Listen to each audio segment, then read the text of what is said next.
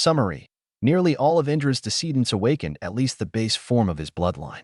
Meanwhile, most of Ashura's descendants did not progress past the passive benefits of his bloodline. Naruto cheered silently as he watched the Sandaime rocket back from a Oiroke-induced nosebleed. With a puff of smoke, the whisker-scarred busted beauty reverted to his base form of a 4 feet 9 inches boy with sun-kissed hair and azure eyes. Coming down from his high of defeating the Hokage, he looked to see where his Gigi had landed. Looking over at the wall upon which Sarutobi had landed, Naruto saw him laying haphazardly on the ground. That's gonna leave him sore when he wakes up, Naruto realized as he saw the awkward angles at which his Gigi's limbs had bent upon landing. Looking at the door through which he would have to leave before the ANBU arrived, Naruto debated whether or not to leave his surrogate grandfather to wake up on the ground and get out quickly or to take the time to make sure that he was comfy. Naruto looked at the door once more and sighed before putting down the large scroll that had been his goal and walking over to the old man lying on the ground. It took some effort to keep from hurting his grandfather further, but after 10 minutes of careful arranging, Sarutobi was sitting in the Hokage chair with his head lying on crossed arms on his desk. With a final check to make sure that nothing looked out of place, Naruto picked up the scroll of sealing and walked out the door, making sure to keep his steps silent and to avoid the purpose-built creaking floorboards. As he heard the door shut and Naruto inaudible to those under Jonin, steps recede, a small smile lit the Sandaime's face. Sitting up, he nodded, and the team of ANBU that had been stationed to protect him that night dropped down silently from the ceiling, releasing the Kakarimino asterisk jutsu they had been using. Follow Naruto and find the traitor or traitors. Do not harm Naruto and don't interfere unless he is truly in danger of death, the Sandaime ordered. With a small nod, 2 of the ANBU vanished to follow Naruto. Inform the Jonin and Chunin that Naruto has stolen the scroll of sealing. Make sure that you tell them in no uncertain terms that this is retrieval only. Any harm caused to Naruto post his acquiescence is prohibited. With a nod, another ANBU left to carry out the message. Inform the ANBU commander what happened. Tell him to use this opportunity to bait any traitors. With a nod, the 4th ANBU left. Turning to the remaining 4 ANBU, Sarutobi gave his final orders. Prepare to use the Hiraishin to get Naruto to safety if the need arises. With a nod, they prepared themselves to flash to the marker on Naruto at an instant's notice. At a clearing in the forest surrounding Konoha, Naruto panted as he set down the large scroll he had been carrying, even though he had only left 10 minutes later than he would have if he hadn't helped the Hokage. It had caused him to lose nearly half an hour in leaving the building as he had nearly walked into an ANBU patrol and had to wait till they were far enough away that they wouldn't notice the chakra he would be pumping to his limbs to get out Konoha. By the time it was safe to leave, he had to take a longer route than he had planned to make sure that he avoided the patrol routes. All in all, it had taken him nearly 3 hours longer than he had planned to get out of the village without being noticed, as far as he knew at least. Finally catching his breath, Naruto sat down and opened up the scroll to find a technique to learn so that he could pass. He was halfway through reading the instructions on how to use the Tajikage Bunshin no Jutsu when he heard a rustle from the leaves. Turning quickly, he saw Irika arrive in the clearing. Naruto sat behind the tree as he listened to Mizuki and Irika talk. If you use the skills in that scroll, you can do whatever you want, Mizuki tried explaining to Irika. There's no way the demon fox wouldn't try to use that power. Unlike what you're assuming. There was silence, and as Irika breathed heavily, his wounds weighing him down. Yeah, Irika started. The demon fox would do that, but Naruto is different.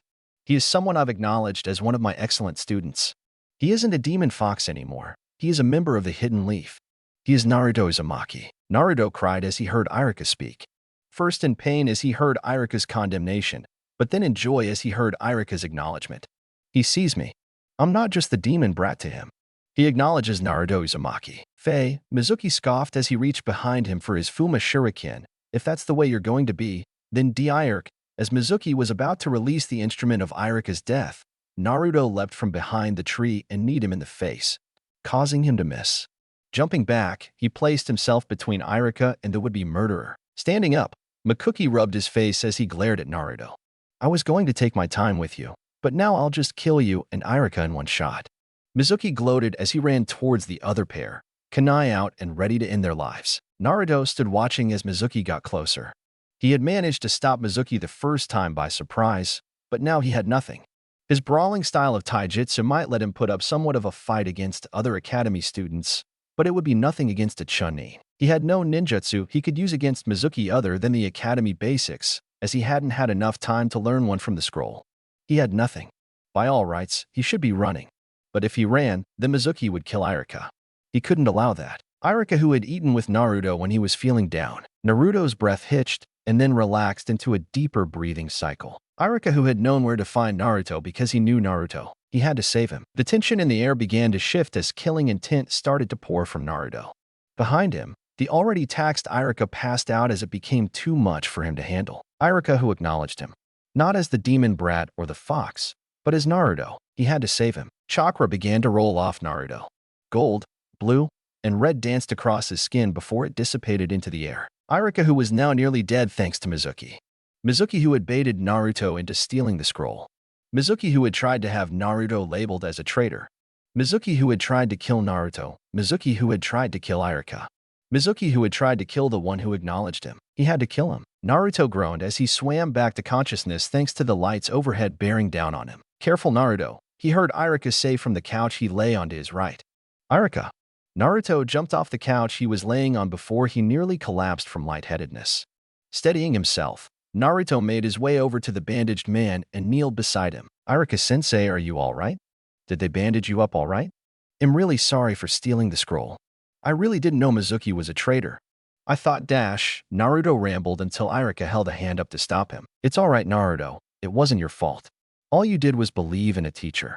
All the fault lies with Mizuki. Comforted Irika, smiling at his frazzled student. Naruto relaxed at Irika's words, and a comfortable silence settled in. A minute later, Irika propped himself up on his elbows and scooted back to lean against the armrest of the couch. Close your eyes for me, Naruto. Irika asked, hands already moving towards the back of his head. He took of his protector and laid it across his lap. Pushing Naruto's goggles down to rest around his neck, Irika took his hide-eight and tied it around Naruto's forehead. Feeling the cloth rest against his forehead, Naruto opened his eyes and reached up to touch his new accessory. As he realized the significance of Irika's actions, his eyes widened and he looked towards his mentor for confirmation. Smiling, Irika nodded and laid back down, pretending to ignore the sniffles coming from a quietly sobbing Naruto. You deserve this. The will of fire what makes a Konoha ninja strong. More so than nin, tai, or genjutsu. And you have that in spades. Naruto slowly brought himself back under control and was about to thank Irika when he noticed that Irika had fallen asleep. Smiling a true smile, Naruto laid his head down on the sofa and began to fall asleep. Sarutobi Hiruzen smiled as he watched his surrogate grandson fall asleep next to his academy instructor. Slowly closing the door, the Hokage turned around and made his way down the hall back to his office. Sitting down in his seat, he nodded for the ANBU commander to present his report. We had 4 confirmed traitors come out of the woodwork. 1 D clearance Chunin, 2 C clearance Chunin, and 1 B clearance Chunin. All of them were apprehended with minimal injuries sustained and have been handed over to INT for further processing. Mizuki was brought in, but it was too late to save him from his wounds. The 2 ANBU that were sent to tail Uzumaki-san both reported in with mild injuries following their attempt to subdue the raging form of Uzumaki-san. The commander noted, slowly packing his pipe and then lighting it. The Sandame listened to the report. And what has analysis revealed of Naruto's performance? He asked, blowing slowly expanding rings out his mouth. Analysis has revealed large concentrations of the Kyuubi's chakra interspersed with Uzumaki-san's natural chakra and a third unknown form of chakra. On his body, we found that the tip of his left pinky had calcified. Upon sampling, it was determined to be of the same composition as stone on turns into when senjutsu is used improperly, leading to the belief that the third form of chakra found was nature chakra. The commander responded dutifully. Sarutobi nodded, signaling the commander to leave, and mulled over the provided information. The original plan had been to introduce Naruto to Jiraiya during the month-long intermission before the 3rd phase of the Chunin exams, when he would be there up increased security. Seeing as things had changed drastically, he realized the plans to introduce the two would have to follow suit. Reaching down, he grabbed a scroll from a hidden drawer and placed it on the table. Releasing it with a drop of blood, he placed his hand on the seal and poured chakra into it, creating a puff of smoke. As the smoke dissipated, a red frog with the kanji for kin on his back was revealed to be sitting on the scroll. My name is Kosuke the messenger frog, the now-named frog spoke. How can I help you, Hokage-sama? I need you send a message to Jiraiya as soon as possible. Tell him that Naruto has awakened something unknown and that he is to execute an A-class return home. Leaning back, he continued to puff his pipe as he looked out the window and watched over his sleeping village. And now we wait. Jiraiya pondered what to do as he stood washing his hair.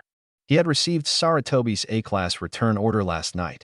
Normally, he'd have been able to return quite quickly as the Toads were great at getting him in and out of where he needed to be, but his current predicament didn't allow such action. The Toad Sage was currently passing himself off as part of a traveling merchant caravan so as to infiltrate IWA. Had the summons reached him a week ago, he could have passed off his disappearance as a wild animal attack and quickly snuck back to Konoha. That line of action was currently not possible as they were within a day's travel of IWA, meaning that any dangerous animals were contained to an area far from merchant routes. And any attempt to abscond from the merchants would be noted as the caravan entered IWA one person less than what records taken by Earth Country border patrols indicated. As it was, he would need to stay with the caravan at least until they left IWA and were far enough such that leaving the caravan could be passed off as Jiraiya voyaging to one of the minor villages. What to do, mused Jiraiya, rinsing his hair and heading back to shore to dry off from his bath in the river. He was tempted to blow his cover following the first part of the message. Anything unknown to the professor was clearly something he should be worried about, especially since he saw fit to leave the details out of a secure line of communication. The second line of the message was the only reason he didn't. Had the issue been malignant, the order would have been a S-class return home directive, meaning he would be permitted to break cover in order to be as timely as possible. Tempted as he was, Jiraiya knew that it would be best to follow the Sandame's orders as he had more information than Jiraiya and had always been better in weighing the pros and cons of action. That was, after all, the reason he had risen to be the second god of shinobi and still stayed as such despite others like Minato. Well, it looks like the Gaki's gonna have to hold on just a bit longer. Jiraiya thought as he made his back to the caravan before heading to where the women were bathing. Naruto lay on his back looking at the blue sky while kicking his legs back and forth in the air, bored out of his mind. RGH, he shouted, flailing his arms and legs comically before letting them collapse limply back on the ground. When is Sensei gonna get here? He's already 2 hours late. Shut up, Naruto baka. We already know Sensei's late. We don't need you yelling that. A pink-haired banshee yelled back, glaring at the orange-covered offender before going back to making doe eyes at a black-haired boy sitting at the base of a tree. Naruto tried to compress into the ground as Sakura yelled at him before glaring at Sasuke. Nah, Sakura-chan wanna go get some food after the test? Naruto asked, getting up and walking towards Sakura as his stomach prompted the question. Sakura's stomach growled as her mind processed the question. Blushing and angry at Naruto for causing her stomach to growl in front of her beloved Sasuke-kun, as well as for reminding her that she was in fact very hungry, she clobbered him over the head and sent him crashing into the ground. Baka, who would want to go somewhere with you? She stated, standing over a smarting Naruto. Besides, I'm going with Sasuke-kun. Isn't that right? Sakura turned and nearly begged Sasuke, hoping for a positive response. In return, Sasuke completely ignored her, not even deigning to reply. Now with 2 of its members wallowing in despair at being rejected, while the third was lost in his own thoughts, Team 7 lapsed into silence. It wasn't until a little past 10 that Kakashi showed up. Chill as you please. Good morning, he said cheerfully, as if he hadn't been over 3 hours late. You're late, was the indignant response from 2 of his 3 genin. Come at you with intent to kill, scoffed Naruto in response to his sensei's instruction to do so. You couldn't even dodge my eraser prank. If we actually come at you with the intention to kill, you'll die. Sometimes the dogs with the biggest bark have the smallest bite, was Kakashi's lazy response, his posture and facial expression indicating that Naruto's words hadn't fazed him at all. Isn't that right, dead last? Dead last. Internally, Naruto wilted. Here was another person who didn't acknowledge him. It wasn't so much that Kakashi had said that Naruto was bad. It was more that he had identified him as dead last and not Naruto. Just like how the villagers saw him as the demon brat, Kakashi saw him as the dead last of the class and nothing more. Fine then, Naruto hardened himself. If Sensei won't acknowledge me, then I'll make him. Naruto grabbed a kunai from his holster, leaned forward, about to charge his sensei and show him that there was more to him than Kakashi thought. Just as he was about to push off, Kakashi disappeared and reappeared behind him, kunai to the base of his neck. Naruto froze and then smiled. Kakashi may have stopped him before he began, but at least he had used Jonin-level speed and hadn't dismissed him. It was a step in the right direction. Calm down. I haven't even said start yet. At least it seems like you'll be coming at me with the intent to kill. Kakashi said with a nice smile while stepping back from Naruto. Well, it seems I might like you after all. Ready? Go. Naruto jumped away from Kakashi, watching as his teammates did the same. He contemplated hiding the woods as the other two were doing before shooting it down. No. Naruto decided, taking an aggressive stance 30 feet from Kakashi. If I want him to see me as more than just the dead last, then I'm going to have to show him what I can do. The basics of a ninja is to hide oneself, Kakashi began, turning to face Naruto. You're doing it wrong. Naruto nearly snorted. He'd escaped from Chunin on a nearly weekly basis. If he wanted to, he was sure he could hide from Kakashi. Instead, he dashed towards him and prepared to engage Kakashi in a taijutsu fight. Hesitating for a moment when Kakashi reached for his hip pocket, he doubled his speed when he saw that Kakashi had deigned it safe to read while facing an angry Naruto. And he was right. No matter what Naruto did, Kakashi was able to flawlessly intercept him without looking up. What's worse was he was almost definitely actually reading the book, as his giggling at its content would attest to. Rage peaking, Naruto made a wild swing only to find nothing in front of him. You really shouldn't let your enemy get behind you, he heard Kakashi say from behind him. He froze for a second before he felt himself flying through the air, his mind not even letting him feel the pain that he should have been feeling as he splashed into the nearby pond. Damn it, Naruto thought, sinking to the bottom on the pond. He's not even taking me serious. His mind flashed back to all the people who'd cast aside his existence. Now was the time he would have loved to start using some new and powerful jutsu, but, just like with Mizuki, he had nothing. Thinking back to that fight, he remembered the first part of the instructions for the Tajikage Bunshin no Jutsu. Kakashi watched from the shore as he waited for Naruto to surface or try something. He was about to leave to deal with the other two Genin when he felt the absolutely enormous amount of chakra being channeled beneath the surface of the water.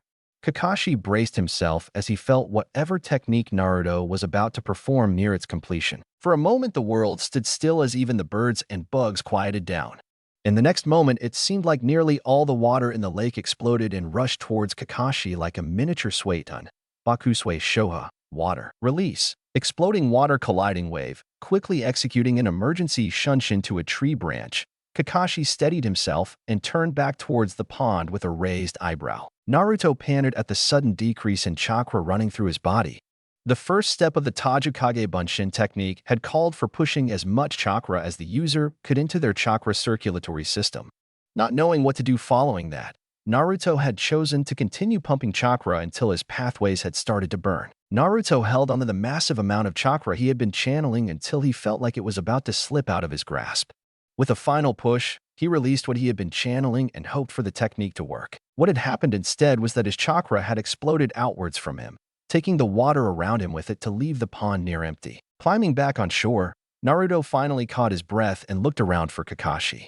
He didn't see his sensei anywhere, but what he did see was a marshy training field, a glint of metal, and the rest of the pond falling from the sky in the form of rain. Registering the second thing in his mind, Naruto looked closer at the glint of metal to see one of Kakashi's bells on the ground near a tree. With an woot of joy, Naruto ran towards it and was about to pick it up when he felt the rope tighten around his ankle. Naruto groused as the hung from the tree. Kakashi had left to take a look at the other two members of his team. Once he was sure that his sensei had left, he had cut himself down from the tree only to get caught by the second snare that Kakashi had laid. Only this time, Kakashi had seen fit to make sure that his arms were trapped too, attached to ropes that were pinned to the ground star. And just after I had pulled up my cool new jutsu too, Naruto complained. He had thought about doing it again, but he afraid the tree would go flying, thereby ripping him in half as his hands were still attached to the ground via the ropes.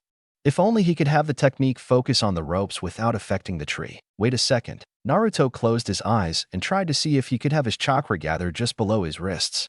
Naruto focused and concentrated as hard as he could, but he couldn't restrict the large amounts of chakra to his hands, let alone his wrists. The best he could do was keep the intensity focused in his arms. Pushing until he could feel the lines of pressure running down his arms, Naruto released his unnamed technique and watched as the ropes snapped as they were pushed away, and two overlapping craters formed in the somewhat soft ground.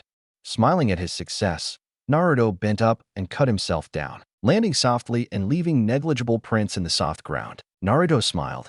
Back in business, baby, he thought to himself. Naruto turned and looked towards the bulging pack he had brought with him before the test had started, and I'm gonna show Kakashi-sensei what I can really do. Kakashi walked back toward the tree Naruto was still strung up from. Compared to the massive jutsu Naruto had released, Sasuke's Great Fireball was hardly surprising, but the technique had prompted Kakashi to go check on what the #1 most surprising ninja was up to. He felt disappointed seeing Naruto still hanging from the tree with his back to Kakashi's approach. As he was about to lay a hand on Naruto to turn him around, Kakashi noticed the snare trap he had stepped in and jumped back before it caught him, with a smile, enjoying the irony. As his back foot landed, he felt something snap around it, and he looked down to see the dulled bear trap that had closed around his right foot. Eyes wide, he reached down to release the trap before he felt the eruption of chakra to his left. Naruto felt giddy as he rocketed forward towards the stuck Kakashi, his left sandal left behind near the cratered tree he had used as a starting block for his new unnamed technique that was the cause his new, heightened speed. He saw Kakashi begin to turn, so as to keep Naruto from gaining the bells, before he brought down his right foot, cratering the ground beneath it and leaving behind another sandal, and rocketed forward and past Kakashi with 2 bells in his hand. Naruto had a moment to appreciate his victory before he tried to stop with his chakra-abused legs and ended up tripping and skidding across the ground face first, bells still clutched in a death grip. Kakashi stood dumbfounded at the genin lying on the ground. He had never seen anyone actually get the bells during the test. It was supposed to be impossible for genin to get the bells, the true test being what came afterwards. Your son's quite amazing, Minato-sensei. Naruto smiled as he got up on still weak legs. Well done, Naruto, he heard Kakashi say as he looked up. You become a fine shinobi. Naruto's smile only got bigger as one more person acknowledged him. Hearing the alarm, Kakashi turned towards the clearing where he had left Sasuke buried. I think it's time we get your teammate Eni. Sasuke and Sakura sat down next the posts as Naruto sat atop one. 2 of your showings were quite mediocre, Kakashi started, lightly scowling at the 3 genin, while only the 3rd was quite good, seeing as he got both the bells. Sakura looked at Sasuke, sure that he had gotten the bells, while Sasuke simply looked confused. It took them a moment, but they realized that there was another male on the team and looked up incredulously at Naruto smiling like an idiot and dangling 2 bells between his fingers. Yes, well done, Naruto. Kakashi called attention back to himself, but I said you only needed 1 bell to pass. So who are you going to give the 2nd bell to? Give it to me, dope. Sasuke started quickly before Naruto could respond. There is someone I need to kill, and I can't waste my time by going back to the academy. Sakura stayed quiet while Sasuke talked before speaking up as well. Why a Naruto baka, she said, her voice slowly gaining confidence. Give Sasuke-kun the other bell. He needs it more than I do. Naruto stayed silent, looking at his extra bell and then looking at his 2 teammates, Sasuke's determined gaze, and Sakura's matching one, before he looked to see Kakashi's patient one. Looking down at his extra bell once more, he sighed before making his decision. I'll give it to you on one condition, was Naruto's response. What? Sasuke asked impatiently. Kakashi stayed silent, curious to see what Naruto's demand would be. Sakura started to get angry. That baka. He's probably going to make Sasuke-kun beg on his knees or give him a lot of money or dash. Sakura's train of thought was ended as she caught the bell that was thrown her way. Looking to her right, she was able to see that Sasuke had received one as well.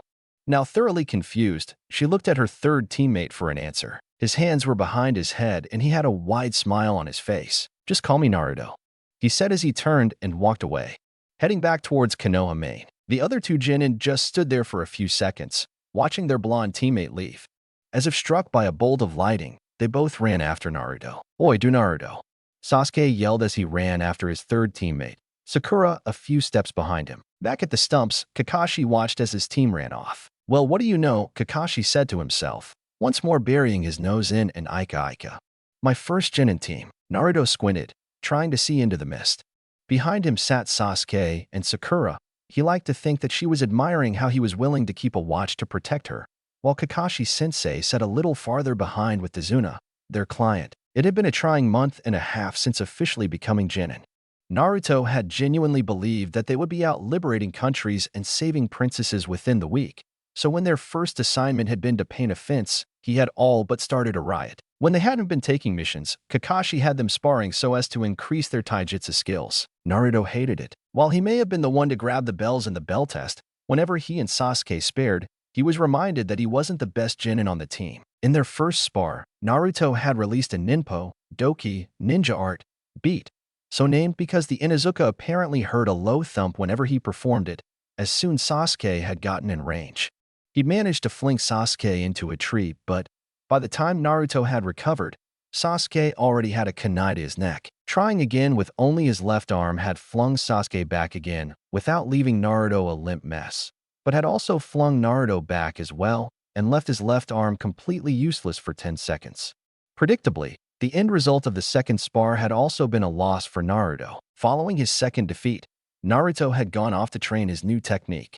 Hours of making craters in trees later, Naruto had come to a few conclusions about his technique. First, he confirmed that any time he used the technique, it fatigued him and left him unable to use it again for a while. The amount of chakra that Naruto had and the amount that the technique had released hadn't been the issue though. Instead, whenever Naruto used the technique, it caused localized weakness as his pathways emptied of chakra. When Kakashi had finally gotten around to dragging Naruto to the Hokage to explain his new technique and get it ranked, Naruto had gotten a stern lecture about fooling around with that much chakra before getting a small word of congratulation for his newly created jutsu. Following the grueling talk, Sarutobi had called for an ANBU who was proficient in medical jutsu and shunshined with Naruto to a nearby training ground to discover more details about the technique. What they had learned was a mixed blessing. Naruto wasn't causing himself great harm by using the technique, though that was only because of the Kyuubi. Ninpo, Doki was labeled as a B rank Kinjusta as if anyone, but another Jinchuriki used it more than twice in a day. They were liable to rupture their chakra pathways. Not to mention that using the technique on a single limb was equal to about 2 or 3 Kage Bunshin, and the full-body version was about 3 times that of a Taju Kage Bunshin. It was also noted that the primary effects of the jutsu stopped about 5 feet from the point of release. The only reason that Naruto had displaced an entire lake during the bell test was because the Doki had transferred the energy to the water while infusing it at the same time. Both Kakashi and the Sandaime had asked that he learn and use the Kage Bunshin instead, but Naruto had stubbornly refused. "I'm gonna be awesome with my own jutsu," he had declared. Still musing over just how he was going to accomplish that, Naruto missed the looming dark shapes in front of him. If it wasn't for a hit to the head from Sakura, he would have missed them entirely. "Itai!" Naruto yelled in pain. "Shut up," the boatman hissed. "Or do you want Gado's men to find us?" Naruto was scared. The missing Nin they were facing had trapped Kakashi in a sphere of water and was now sending a water clone to kill them. Naruto knew that he was no match for Zabuza, but he refused to run. He had already told himself back when he froze during the fight against the Demon Brothers that he wouldn't freeze up again. He looked down at the kunai he was holding and then back up at the Mizu Bunshin and Zabuza behind him. A plan began to form in his mind. After a moment of planning and large puff of smoke, Sasuke, followed by 2 Narutos, came running towards the Mizu Bunshin. The Demon of the Mist watched as the 2 genin engaged his clone, gauging their skills and noting that the girl was still guarding the bridge builder. The black-haired boy quite good, speedy and precise with his blows. He probably would match his tool given another half a year to train. A half a year that he wouldn't be getting when Zabuza killed him. The blonde, on the other hand, didn't worry him at all. His taijutsu was lackluster and he had yet to show off any other skills excluding his single clone, which had long been dispelled with a negligent swing. It would have been child's play for the real Zabuza to take out both of the 2 genin, but, having only 1/10 of the skill and much less durability, the Mizu Bunshin popped when it took a shuriken to the knee. Readying his blade in his left hand, Zabuza prepared for their arrival, the Uchiha in front and the eyesore behind him. Zabuza brought his arm up to block the kick of the first one and used his wrist to deflect the shuriken the second had thrown back at him with a smirk. The smirk fell when the projectile grazed the blonde brat and he transformed into a pink-haired she with another puff of smoke. He looked back to the bridge builder and saw the second pink-haired girl with the same grin that he had seen on the blonde brat before Zabuza had ambushed them. It had worked. Naruto felt like jumping for joy, but now wasn't the time. The plan had been for Sakura to transform into Naruto while tweaking the control a bit so extra smoke was produced. Then, within the cover of the smoke, she was to create a Bunshin that looked like Naruto. Meanwhile, Naruto would transform into Sakura and hope that Zabuza thought all the smoke was simply the result of a poorly executed Bunshin. Naruto would then take Sakura's place and she would head out with Sasuke, hanging back a bit as her taijutsu wasn't on the level of Naruto's, let alone the Avengers. While the other 2 engaged the Mizu Bunshin and kept Zabuza's attention focused on them, Naruto began to visualize trajectories. He would only get a single shot at this, so he couldn't miss. As the Mizu Bunshin popped, Naruto took the kunai and placed it so that his fingers were folded across his palm and the kunai was perpendicular to his palm and aimed at Zabuza. A few seconds later, Sasuke occupied Zabuza's free arm and Sakura had occupied his hand and sword. With a loosening of his fingers and an internal declaration of Ninpo, Doka followed by a violent release of Churka, the kunai shot forward, much faster than he had ever been able to throw one, towards Zabuza. The demon of the mist saw the kunai coming, headed straight for his left arm, and cursed as he realized he'd been had. Having mainly dealt with Hunter Nin for the past few years, he had been on the lookout for strategies that would lead to his death or severe injury. The Genin's plan to get him to move his arm and release Kakashi had completely bypassed him. He could still get away without injury, but he would have to dodge instead of block the kunai as he wouldn't be able to move his arm or sword into position to block fast enough. Jumping back, he watched as his water prison fell and Kakashi got into position. "Very good job, team," the wet gray-haired man praised. "Now go back and defend the client while I take care of the rest." "Ninpo, Doki." Naruto yelled, fuming as he punched the tree again, finally punishing it enough that it started to fall, tearing at the branches of the trees surrounding it as if trying to stay upright. He panted, arms limp by his sides from pathway depletion. How dare he? How dare Inari claim that he had never known misery? What did the brat know about misery anyway? He had a mother feed him and love him and hug him. He had a grandfather who was willing to die trying to make Inari's life better. Whereas Inari knew his family, Naruto didn't even know if his parent had truly died or had just given him up, despite how much the Hokage reassured him. The looks of the villagers always left doubts in his head. Naruto barely had anyone that would acknowledge him, let alone take care of him. Heck, Naruto could count how many people even acknowledged him on one hand. There was Jiji, and Ayum, and Tuchi, and Irika, and Kakashi, and Sakura, and Sasuke. Naruto's thoughts halted, his anger calming. That was 7. He only had 5 fingers on his hand. Naruto hadn't thought he'd ever have 7 people acknowledge him. Sure, he knew they'd respect him after he became Hokage, but that would be because he was the strongest ninja in the village. A new thought wormed into the blonde Genin's head. He didn't need to wait till he became Hokage. Irika, Kakashi, Sakura, and Sasuke proved that he could get people to acknowledge him well before that. Naruto sat down on the newly created stump looking up at the sky. The sky shone a light blue above him, a wide stretch easily visible in the newly created clearing. For a while he just sat there, enjoying life until he heard a rustle to his right and turned to see a beautiful girl wearing a kimono walk into the clearing. Naruto trudged back into the house, tired and with his head down, thinking deeply about his conversion with Haku. He mentally gagged for a moment as he remembered how he thought the feminine boy had been such a pretty girl. Returning to his former thoughts, he thought about his precious people. Jiji, Ayum, Irika, Tuchi, and Sakurai were definitely up there. Thinking about it a bit more, he tentatively added Kakashi and Sasuke to the list as well. Could he really get strong enough to protect his precious people?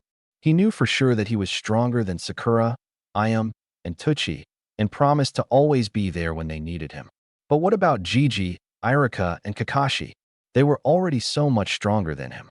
What could hurt them? He froze. What if there were people stronger than the Hokage that came to hurt them? No, he couldn't allow that. He vouched that he would get stronger than any enemy. He needed to do it quickly before anyone could hurt his precious people. But how? He felt a hand on his shoulder and looked up to see his sensei's hand on his shoulder. Got a lot on your mind, Naruto? Kakashi asked. Yeah, Naruto blushed. He'd been so caught up in his thoughts that he hadn't even noticed the presence in the living room. Kakashi smiled at his student. Come with me, he said, dragging Naruto into the living room. I want you to meet someone. Kakashi pulled him in through the doorway and stepped aside. Who are you? Naruto asked a little rudely, the lack of sleep starting to get to him. He hadn't slept since he'd left the house following his argument with Inari, and after using Doki dozens of times, he was finally starting to feel the fatigue affect him. I am Myaboku Mountain's monk of the Toad Spirits. The man began to dance oddly, also known as the Toad Hermit. He stopped in a weird pose, hands extended and one leg behind the other. Jiraiya, 2 days ago. Sarutobi sighed as finished up another document. Looking up to see the pile of documents that still remained, he felt like slamming his face into the desk repeatedly. He cursed the Nidaime for coming up with the torturous process but knew it was necessary. To most other Kage, the idea of doing piles upon piles of paperwork was laughable, but that was one of the reasons it was necessary. The thousands of bureaucratic papers held snippets of spy reports within them that allowed the Hokage to have a continuous picture of what was happening within his land. These reports were updated as they happened, and so they allowed him to see patterns as they emerged. This was one of the reasons that he couldn't use shadow clones to do the work for him, as they wouldn't be able to see the patterns in time, as they would each only be seeing a portion of what was happening. The reports were safer than just having a separate department handle the reports and send him a cohesive document, as with the current method, the documents would only be useful if they were all read and taken into account. So a spy stealing a paper or two wouldn't glean them any usable information, while taking any more would be noticed and tip the Hokage off that it had been compromised. Speaking of being tipped off, "Come in, Jiraiya," the Sandame said, happy for the distraction. Sliding the window up, the white-haired man squeezed himself in. "What gave me off this time?" Jiraiya asked, easing himself into a chair. "I was sure I completely suppressed my chakra." "You're right," the professor started, with a small smile tugging at his lips. "Your chakra was completely suppressed, but the A and B on the opposite roof saw you and signaled me." Jiraiya facepalmed at his stupidity and then laughed. "So what exactly happened that required a A-class return directive? Especially since you knew I was an IWA at the time." Jiraiya prompted, wanting to find out why he was here. Nearly 2 months ago, the old man started. Following his third attempt and failure at the Genin exams, Naruto was approached by one of his Chunin instructors, a man by the name of Mizuki. That night, Naruto snuck into my office and proceeded to steal what he thought was the scroll of seals. I allowed him to think he knocked me out when I confronted him, and then proceeded to have the A and B pry out some spies or traitors during the ruckus. I had sent a pair of A and B to trail Naruto. His other academy instructor eventually found Naruto, and, when he realized that the boy had been tricked, protected him. The A and B were on standby, ready to intercept Mizuki before any lasting harm was done before it all went to hell. The sight of one of the few people who acknowledged him seemed to send Naruto into a pit of rage and apparently awakened something in him. "The QB?" Jiraiya asked, wondering if the seal had already started loosening. "Not entirely. While reports do indicate traces of chakra that match samples taken post its attack, the QB's chakra seemed to be on a different wavelength than before, possibly due to running through Naruto's coils. But what was truly unexpected was that along with the QB's chakra and his own, Naruto had been releasing a third type, Senjutsu. Jiraiya sucked in a breath at that. Senjutsu was an extremely powerful but extremely dangerous source of energy. If the brat was already using it, then he would have to be trained sooner rather than later. Jiraiya would rather avoid that. Most kids around Naruto's age, especially Naruto, had trouble sitting still for any period of time, so trying to teach him how to utilize a technique which required complete immobility would most likely result in Naruto failing and turning into a statue. "Where is he right now?" Jiraiya asked, in a hurry to prove both himself and his sensei wrong. It would truly be disastrous if it was Senjutsu and Naruto didn't have the patience to properly learn it. "They should be in Wave Country right now," Hiruzen responded, taking a drag on his pipe. "They just got their first C rank and should be there for the next month or so." Jiraiya took a moment to think about what to do. He had heard some rumors about a new so-called hidden sound village that had sprung up in Land of Rice. Jiraiya felt uncomfortable with the fact that such a new village already had genin that they thought were ready to send to the Chunin exams, and wanted to check them out before the international event began. Seeing as it would take upwards of a month to infiltrate the village, Jiraiya decided that he couldn't wait for Naruto's team to get back, so he would have to go meet them in Wave, give Naruto a little checkup, and then hightail it to Sound to find out as much as he could. "Then I'm heading out," Jiraiya announced, heading towards the window. Before he could open it once more, the Sandame threw a ceiling tag that stuck to the sill and created a small barrier in front of Jiraiya's planned exit. The door baka. Jiraiya complied with the Sandame's orders, amused that the god of shinobi had a pre-prepared ceiling tag to block off Jiraiya from exiting through the window. Now, it was nearly 8 hours after Naruto had rudely asked Jiraiya his name, and they were now sitting in the clearing the young Jinchuriki had made earlier that day. "Oh no, Jiraiya-san. Why did you want me here again?" Naruto asked, sitting cross-legged in front of the Sannin. Jiraiya took a moment to think about how to phrase his request without tipping Naruto off to the existence of Senjutsu. It would do no good to tell him if he were unable to currently utilize it. Choosing to start with the seal, he decided that he would figure out where to go from there. "What do you remember about your incident with Mizuki Gaki?" Jiraiya asked, his voice much more serious than one would have thought. Naruto scrunched up his face at being called Gaki, but put it off for the moment, realizing that this was more important than his pride. "I remember that the traitor tricked me into stealing the scroll, and when Irika came to, Naruto started before Jiraiya cut him off. I've already heard the official report. What I want to know is if you can remember what specifically happened during your fight with him." Jiraiya asked. "I remember that he came at me and Irika wanting to kill us, And that I won and dash, Naruto froze. He scrunched up his face trying to remember the rest of the fight, coming up blank. And why can't I remember? His voice now showing a touch of concern. Jiraiya nodded. This was in line with what he was expecting. Most Jinchuriki couldn't remember what happened when they went into a rage. When teams later investigated the site of your battle with him, they found large traces of the Kyuubi chakra. Naruto froze. He'd used the Kyuubi's chakra.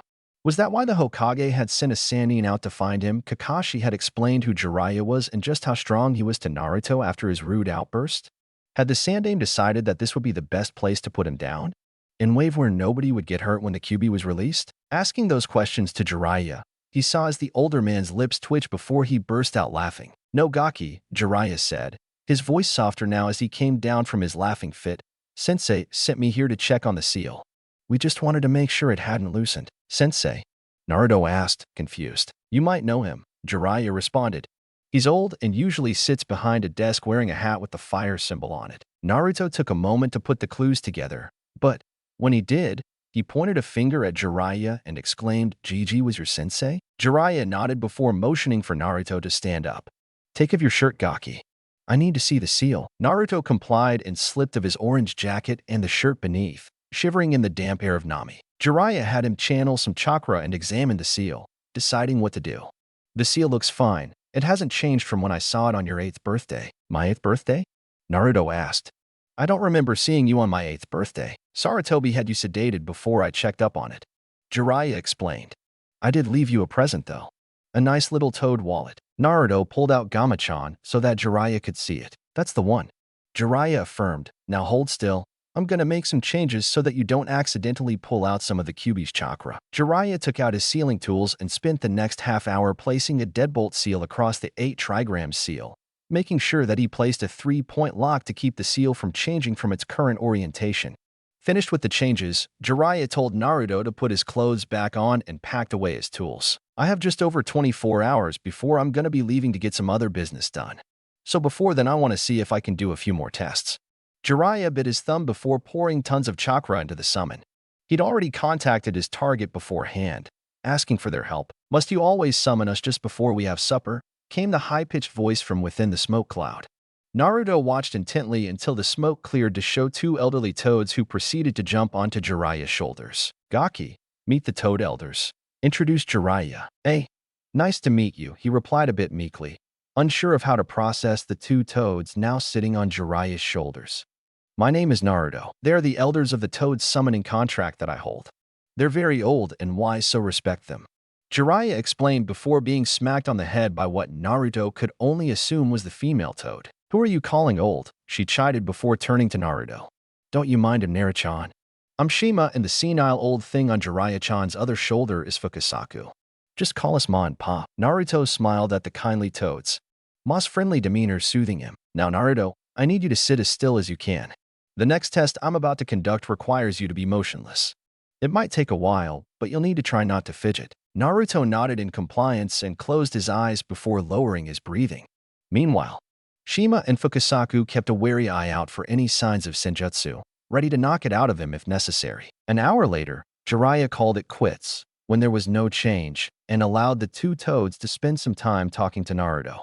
He was relieved that Naruto wasn't instinctually absorbing nature chakra, meaning that he'd be able to wait a few more years before teaching it to him. As Jiraiya spent some time mulling over what to do now that it was confirmed that Naruto didn't need any training that he could provide. Just as he was about to call it a day and dispel the 2 elder toads, Shima came hopping up to him. Jiraiya-chan, take out the summoning scroll. I want Naruto-chan to become a summoner right now. Jiraiya raised his eyebrows. The plan had been to have Naruto gain the contract during or after his first Chunin exams, but seeing as it was one of the elders demanding that it happen right now, Jiraiya complied. Why now? Jiraiya asked, truly curious as the matriarch of the Toad Summons took the scroll as he handed it over. He's alone, Jiraiya-kun. He tries to hide it, but I can see how alone he feels. Bunta's kid needs some friends as well and shouldn't be too chakra-consuming to summon.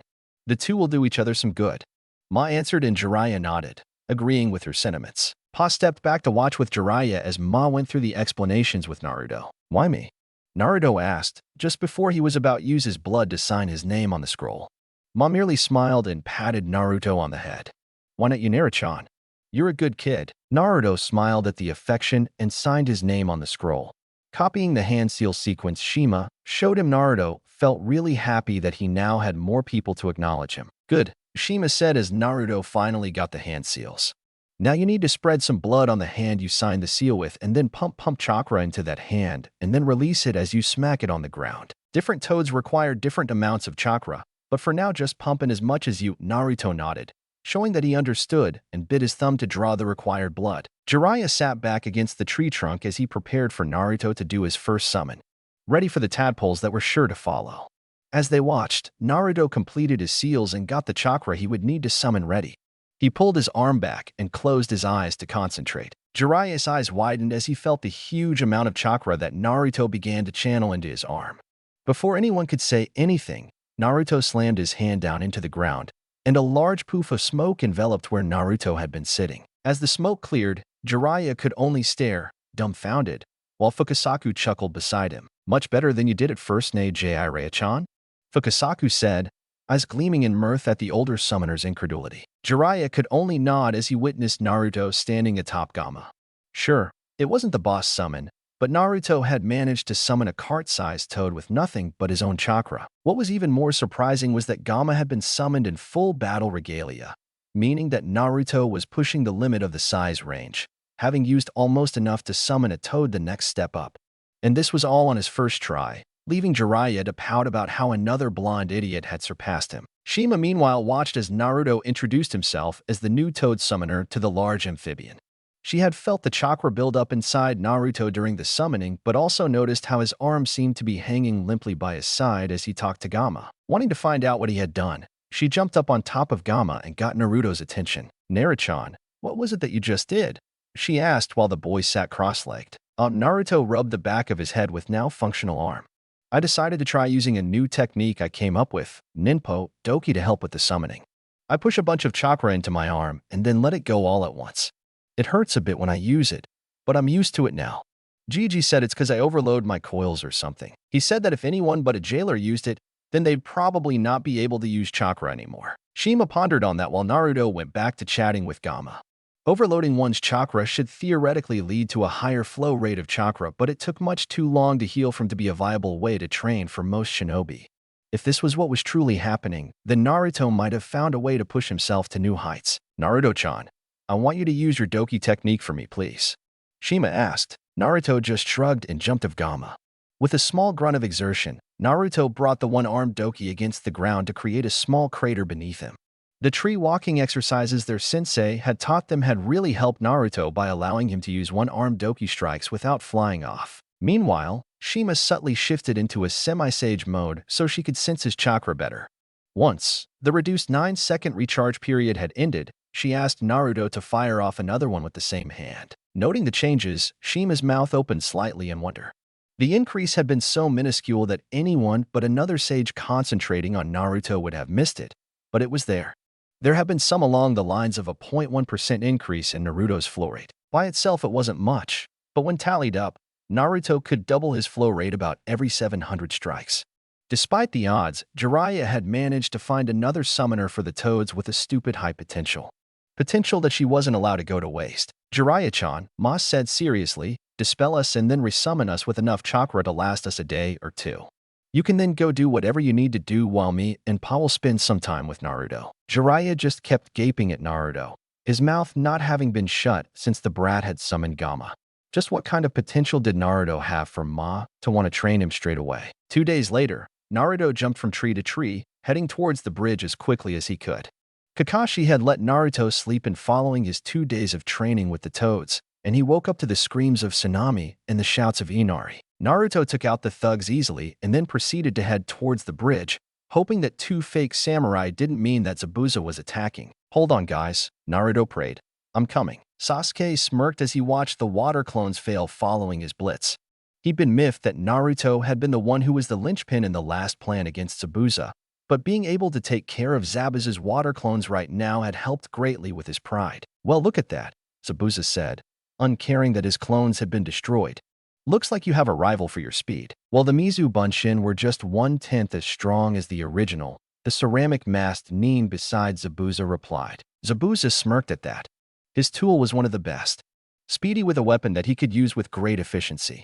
Combine that with his Kekiai Genkai, and he was unbeatable. At least to these Genin.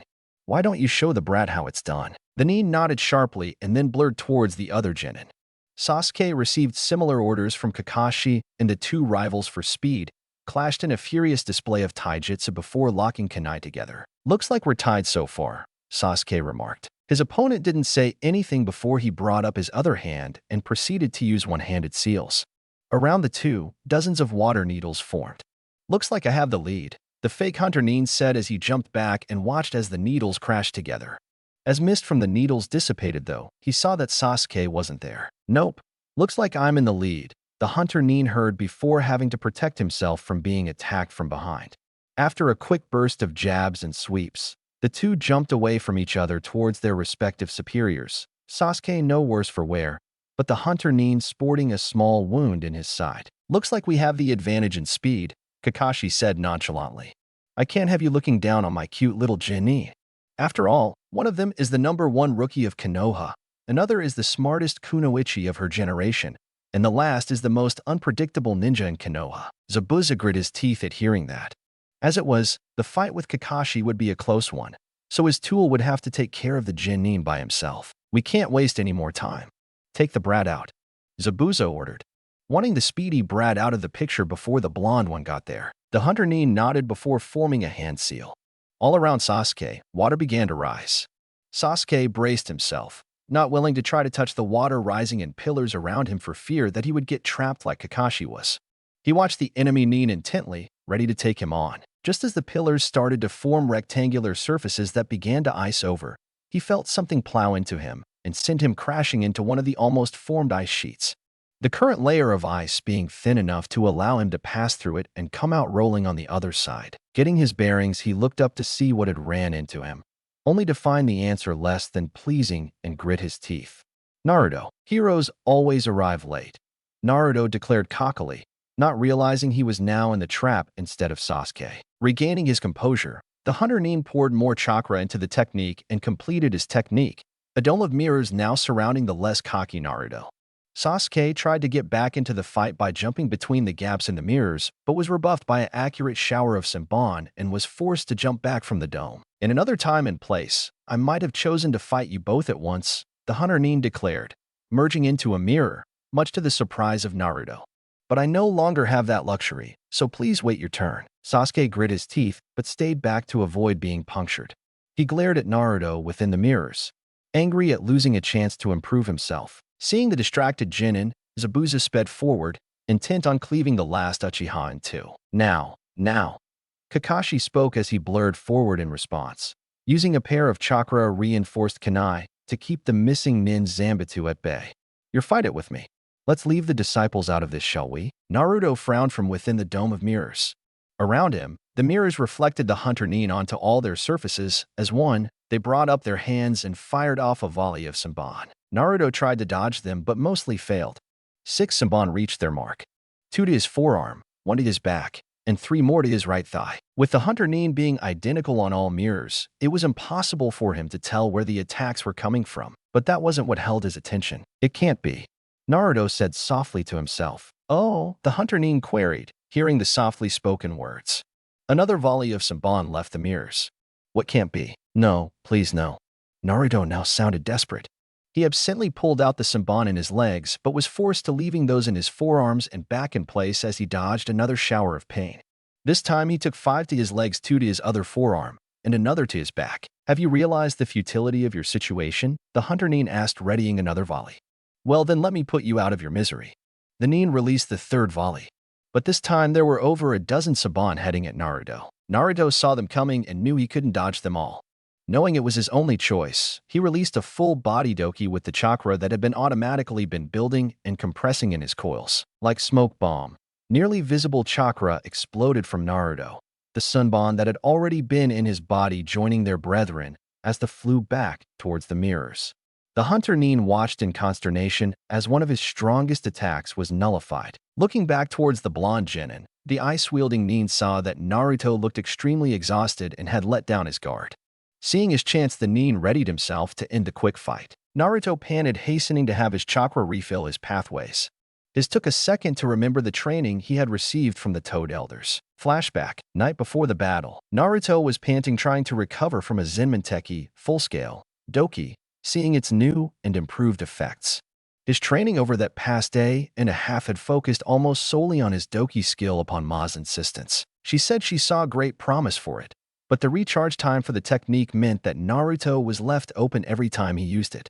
Ma had seen 3 possible fixes that would make the technique viable. The first was to reduce the recharge time to the point where it was negligible. At Genin levels, that would mean a recharge time less than 5 seconds. At Chunin, less than 2 seconds. At Jonin levels, it meant times less than half a second.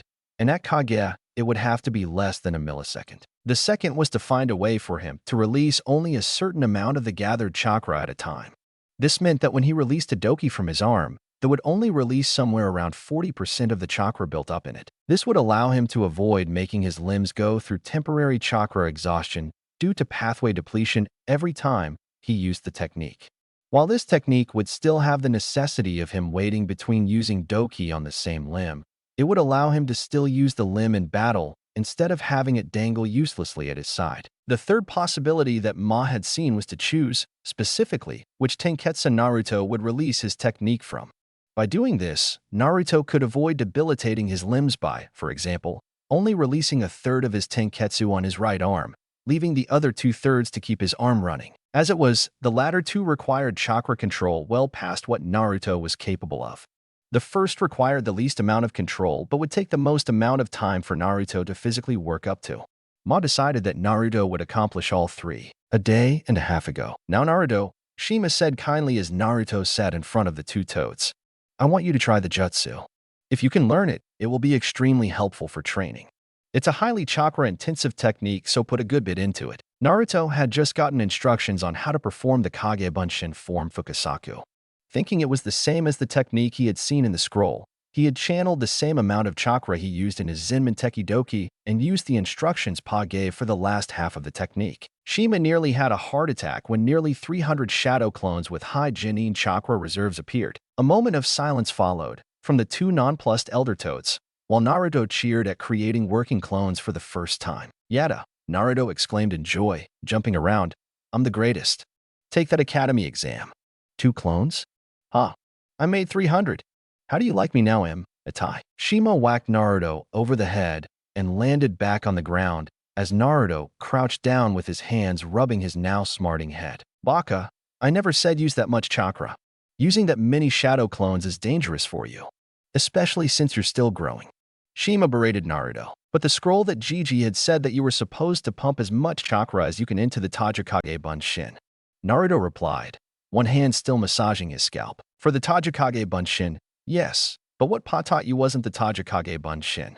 Ma explained, her voice once again dropping into a motherly inflection.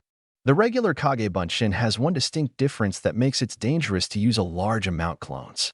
That is why the Tajikage Bunshin was created and listed as a separate technique." "Really? What makes it so dangerous?" Naruto asked, curious about Shima's extreme reaction. In response, Shima made a quick set of hand signs and destroyed around 250 clones.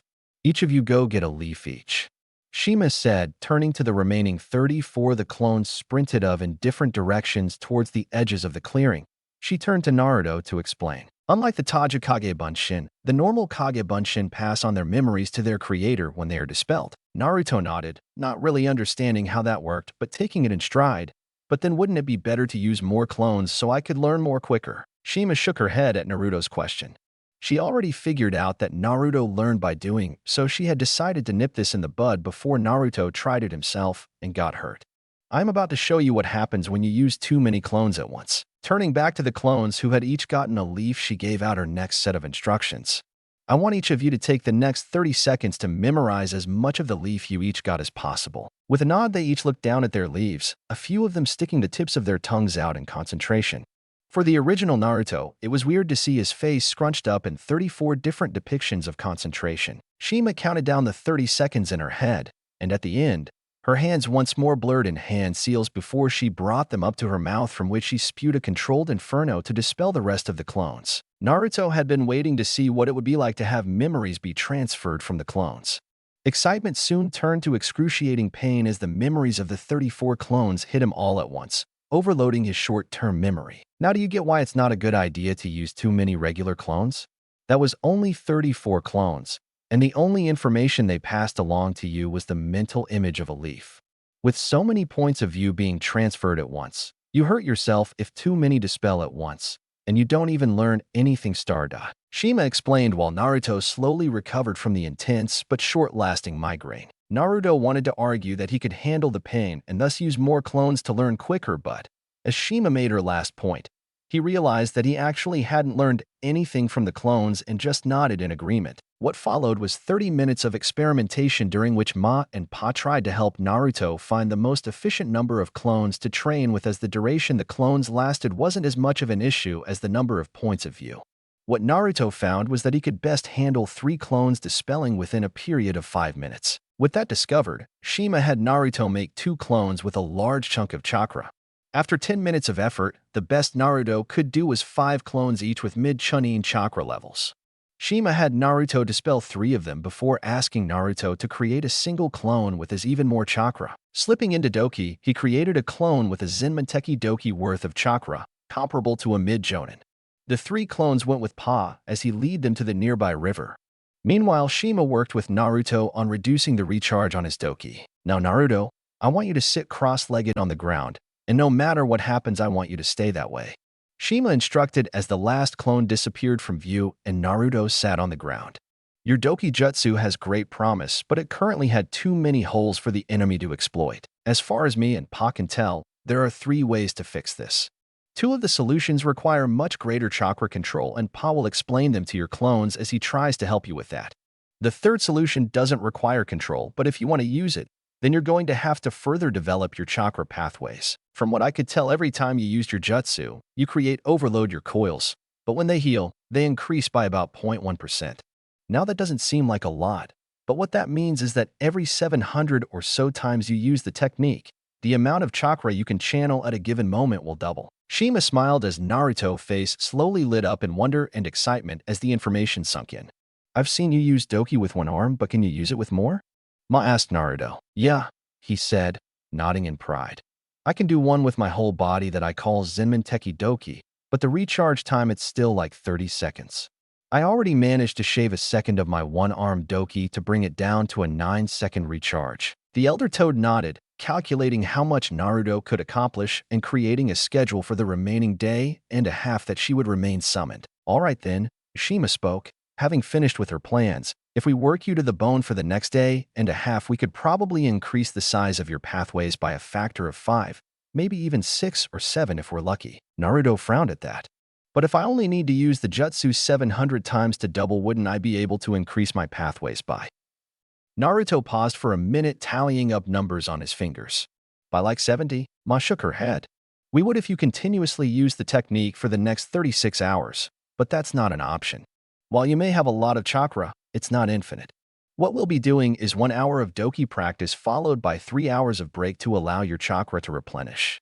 During the 3 hours you'll eat and sleep. I'll also try to teach you some frog kata if you want. Naruto nodded, steeling himself for the training. For 10 seconds he just sat there as the wind blew through the clearing.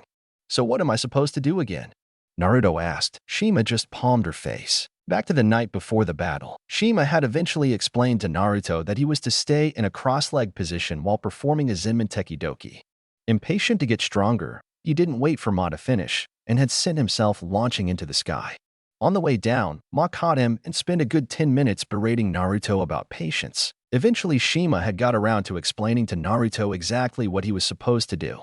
He was supposed to use the Doki to send himself launching up in the air. At least he had gotten that part right. On his way up and down through the air, he was supposed to spend the time concentrating on refilling his pathways and then release whatever he had gathered as soon as he got closer to the ground. Once again send him up in the air. Eventually, this helped Naruto learn to reduce his recharge time while also increasing the size of his chakra pathways. Feeling himself finish recharging, Naruto pulled himself out of his retrospection to see the effects of his Zenmanteki Doki. Looking round the now larger clearing, he saw the marks on the trees, left over from when Ma and Pa taught Naruto the frog kata. Naruto had said that something about the technique felt missing, but was assured that it would be filled in for him at a later date. He was no master at the style, But he now had a taijutsu form that he knew at a mid-Jinin level thanks to two of the clones practicing non-stop while they worked on water walking. After explaining to the three clones about the other two ways in which the flaws of Doki could be corrected, Fukusaku had showed the two clones with Chunin level chakra how to water walk, and then left them to practice while he went back to the shore to work with the third clone. The third clone had put its mid-Jonin chakra levels to good use by summoning the younger toads and making connections. Every toad summoner had their own set of toads that they would use, and with how young Naruto was, it was decided that Naruto would make friends with the younger toads and make companions from there. So far, only 4 of them had made any impact on Naruto: Gamatatsu, Gamakosei, Gamma Masafu, and Gamakichi. Gamatatsu was one of the sons of Gamabunta, the chief toad. He was laid back and more than a bit lazy, but him and Naruto had bonded over their mutual love for ramen, spending 2 hours debating the merits of various kinds. Before allowing him to dispel, Naruto had promised to summon him to eat with him at Ichiraku's. Gamakosei was the son of Gamaken. Unlike his father, he was quite confident in himself and used twin spears made to look like a pair of chopsticks. At first, he had rubbed Naruto the wrong way, but after butting heads for a bit, Kozei had decided that he was more than willing to follow someone as confident as Naruto. Gamma Masafu, or Fuchan as she had asked Naruto to call her, was the daughter of Gamma Hero, and, at least to Naruto, highly confusing. When he had first summoned her, they had spent a few minutes talking about Naruto. Once Naruto got to his talking about his team and was forced to talk about Sasuke, Fu's eyes had started to sparkle before she abruptly dashed off in the direction of his team. Knowing all about Sasuke fangirls, he had been prepared to write her off, but half an hour later, she had come hopping back with frown on her face. When asked why she had come back, she had responded that she could never be attracted to something with a duck's ass on its head. Naruto had fallen off the log he had been sitting on and pounded the floor in laughter. An hour and a half later, he had decided that he liked Fu after talking with her some more, even if she looked at him a little weirdly. Sorta reminded him of Hinata, actually. Gamma Kichi was the other son of Gamma Bunta and was by far his favorite. Kichi was confident without being an asshole. They had enough in common that they spent a few hours lost in conversations that went over Fukusaku's head, but had enough differences that they could each teach the other new things. Kichi had never had too many friends as had been groomed for leadership from the instant he showed himself to be of summon intelligence. With his only other contact being Gamma Bunta and Gamma Tatsu, Kichi had insisted that they become brothers and that Naruto make him his primary summon at the end of the first day. Pa had explained that by contracting himself to Gamma Kichi, if he summoned a toad without specifying which toad he wanted, he would summon Gamma Kichi. It also meant that Naruto could shunt chakra into Kichi while they remained in contact. While it would do nothing in the human realm, every time Kichi went back to the summon realm, he would go through growth spurts, helping him reach boss summon size. In exchange, once reaching that point, Naruto would be able to summon him at any size he wanted for a greatly reduced chakra fee. The only issue was that such a contract had to be put into effect before the toad was still in the chibi class. Not seeing an issue with it, Naruto had acquiesced, and Pa had taught him to summon a contract toad. After signing the contract, Kichi had stuck with the original while the clone had continued to summon, mostly to circulate his name amongst the toads. Damn, Kichi whistled as he jumped atop Naruto's head. Your Doki has gotten so much stronger, bro, mine barely reaches a quarter of a foot. Naruto smiled at Kichi's comment. Once he saw Naruto's Doki, Kichi had begged Naruto to teach him. Naruto had been hesitant to teach his brother at first, the Hokage's words about how it would permanently damage anyone who didn't have the healing provided by the Kyuubi. But Kishi had assuaged his concerns by telling him about a toad technique called Senjutsu, and, after getting confirmation from Ma and Pa that it was okay, had taught Kichi the technique. Senjutsu didn't seem to be able to heal as well as the Kyuubi, so Kichi's recharge time was much longer than Naruto's, and, due to Kichi's immaturity, the effect of his Doki was much weaker than Naruto. Naruto held his hand up in a fist in front of Kichi, and got a fist bump in return before Kishi dispelled for the first time since Naruto summoned him. Naruto felt ready. Having pushed himself, Naruto had blown Ma's estimate away by increasing his pathways 9-fold, and it showed. His Doki now had an increased range nearing 20 feet. His recharge time for a single-limb Doki recharge had been cut down from 10 to 15 seconds to 5 to 6 seconds passively, or 2 to 3 while actively concentrating on the limb. His Zenmanteki Doki recharge had been similarly reduced from 30 seconds to 15 seconds passively, or 10 if concentrated. Another change was that he was now always prepped for a release. Using the technique nearly 1,500 times had made his body subconsciously alter the normal pressure be the amount required to release a doki at a moment's notice. He couldn't lose. Flashback end. He couldn't win. He couldn't hurt the hunter Neen reflected at him from mirrors. Even if he had another 2 days, another week, another year to train, he couldn't. You have yet to hurt me once, the hunter Neen declared, mirroring Naruto's thoughts. I can't, came the response, the anguish in the blonde's voice obvious now. It seems you have finally realized your position, the hunter Neen declared after a moment. If only you had given up the bridge builder when Zabuza trapped your sensei, you could have survived. But now your sensei won't let him die, and so I must kill you before I kill the bridge builder. The porcelain-masked Neen drew back both his arms, 3 Senbon ready to fire from each. Naruto clenched his teeth as he listened to the hunter Nin's remarks, absently noting that his pathways had finished recharging. There was a funny thing about his technique. Because he had to channel large amount of chakra into his pathways, the bleed over had caused his senses to become extremely sharp. Even more so than they were before, and they used to be on par with the Inuzuka. As the hunter Nin's words floated through his ears, there was only one thing that was on his mind. Not the words or the hunter Nin's intentions, but the voice. There was only one other voice that it reminded him of, and the two were an exact match. Would you really do that?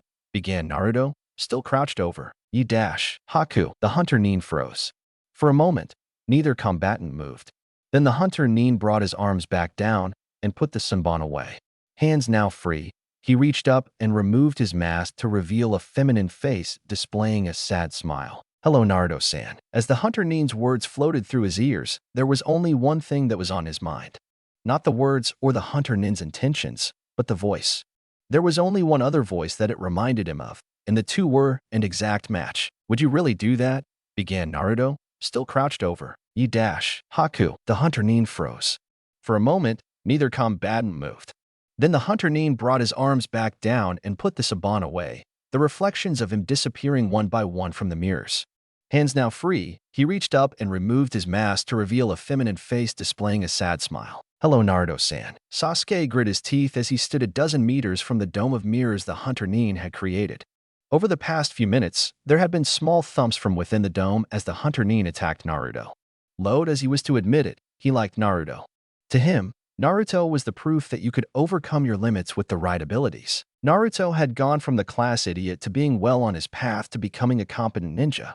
If a single technique could change the dobe that much, then there was still hope that he could catch up to his brother and make him atone for his sins. Sasuke had tried to learn Naruto's doki, but Kakashi's insistence that the only reason Naruto could use the technique without shorting out his pathways was because of his Uzumaki bloodline had made him back off from that avenue of advancement. Who knew that Naruto had a Kekai Genkai, even if it was only fast healing? Internally, Sasuke remarked to himself that there was no wonder that Naruto's clan had died out. Despite the supposed insignificance of Naruto's clan, Sasuke felt himself connected to Naruto. One was the last Uchiha, while the other was the last Uzumaki. Both of them were loners, and both of them had impossible dreams that would come true, if only due their sheer willpower. Sasuke retrained his attention on the dome as the sounds inside stopped. From between the cracks, he could see that Naruto had stopped moving and was facing one of the mirrors. Looking at the other mirrors, Sasuke noted that they were empty, no longer filled with the perfect replications of the hunter Nin. He quickly deduced that Naruto was looking the enemy's real location. Finally, Sasuke could help. Do we have to fight Haku? Naruto asked. You're my friend Haku, and I thought I was yours. Haku stayed silent, face still as he stared at Naruto. Please, Haku, Naruto begged. Why do we have to fight? For a moment, it looked like Haku had no answer. Naruto let himself hope that the fight would end without one of them killing the other. Because I am Zabuza-sama's tool, was his reply. Haku raised his head, his face resolute. Naruto was speechless, trying to process the new information. Haku, kind Haku. Haku, who had been so vibrant and joyful, had declared herself a tool. Why? Naruto asked, trying to understand Haku's position. Do you know anything about the civil war in Water Country? Haku asked before Naruto shook his head in refutation. When I was young, there was a sudden civil war between the general populace and those with Kekai Genkai. Those without bloodlines believed that Kekai Genkai wielders at fault for Third Shinobi War and the subsequent poverty that befell Water. Those with bloodlines were sick of being mistreated and attempted to overthrow the Mizukage but failed. Following the failed coup, those with bloodlines were hunted down mercilessly. Those who were lucky got out before the borders closed. The rest were forced to either join the resistance and fear being found by Hunter Nin, or pretend to be normal civilians and hope that they didn't slip. Haku gave Naruto a few seconds to absorb that before continuing. "This is my Kekkei Genkai," Haku stated, bringing his arm up and through the mirror. Naruto watched as the air around it condensed before turning into a large snowflake made out of crystal-clear ice. The Hayaton. My mother was once the heiress of the Yuki clan of the Land of Snow before they were hunted down for their techniques. Eventually, the only one who remained was my mother, and she fled to the Land of Water, hoping to leave the bloodshed behind. She succeeded for a while. She found love and married a small farmer in a happy community. I remember walking around the village with mother as people waved to us. It was a quiet but happy life. It all ended though. When I first manifested my Kekkei Genkai, my mother tried to help me suppress it, to keep the others from noticing that I wasn't like them. It was a futile effort. The villagers quickly noticed that water tended to freeze around me. Overnight, the smiles of the villagers turned into sneers. My father grew distant from us, constantly arguing with my mother. Naruto watches as tears began to build in Haku's eyes as he recounted his story. It obviously pained him to recount his story, but he continued to speak. "One night, I was woken up as my father crashed through the door of our house, intoxicated and leading a group of men, all of them armed with pitchforks and other farming equipment. My mother tried to protect me. She threw herself in front of the door to our shared room. I watched as my mother begged my father to leave me alone. I watched as he killed her and kept walking forward as she fell, intent on killing me. I watched as my mother's blood spread across the floor, and I watched as my father's blood joined hers as spears of ice grew around me." Tears were now streaming from Haku's eyes, but his voice remained strong, not wavering despite his sorrow. "For months I traveled from town to town, not understanding why I was hated. Why people refused to sell me food when they saw the frost that clung to my clothes. Why they drove me out when I tried to amuse myself with making snowflakes." Haku turned to look in the direction from which the sounds of Kakashi and Zabuza's clash rang. Then he came. When Zabuza-sama came, he gave me food, a purpose. When he looked at me, there was no condemnation in his eyes. He took care of me when the rest of my world hated me. Because of that, Haku turned to look back towards Naruto. Because of that, I would do anything for him. Naruto understood as he gazed as the determination in Haku's eyes. They were the same. Naruto would do anything for Iruka, the Sandaime, or the Ikarakus. All three of them had looked at Naruto in acknowledgement when the rest of the village had believed him to be the fox.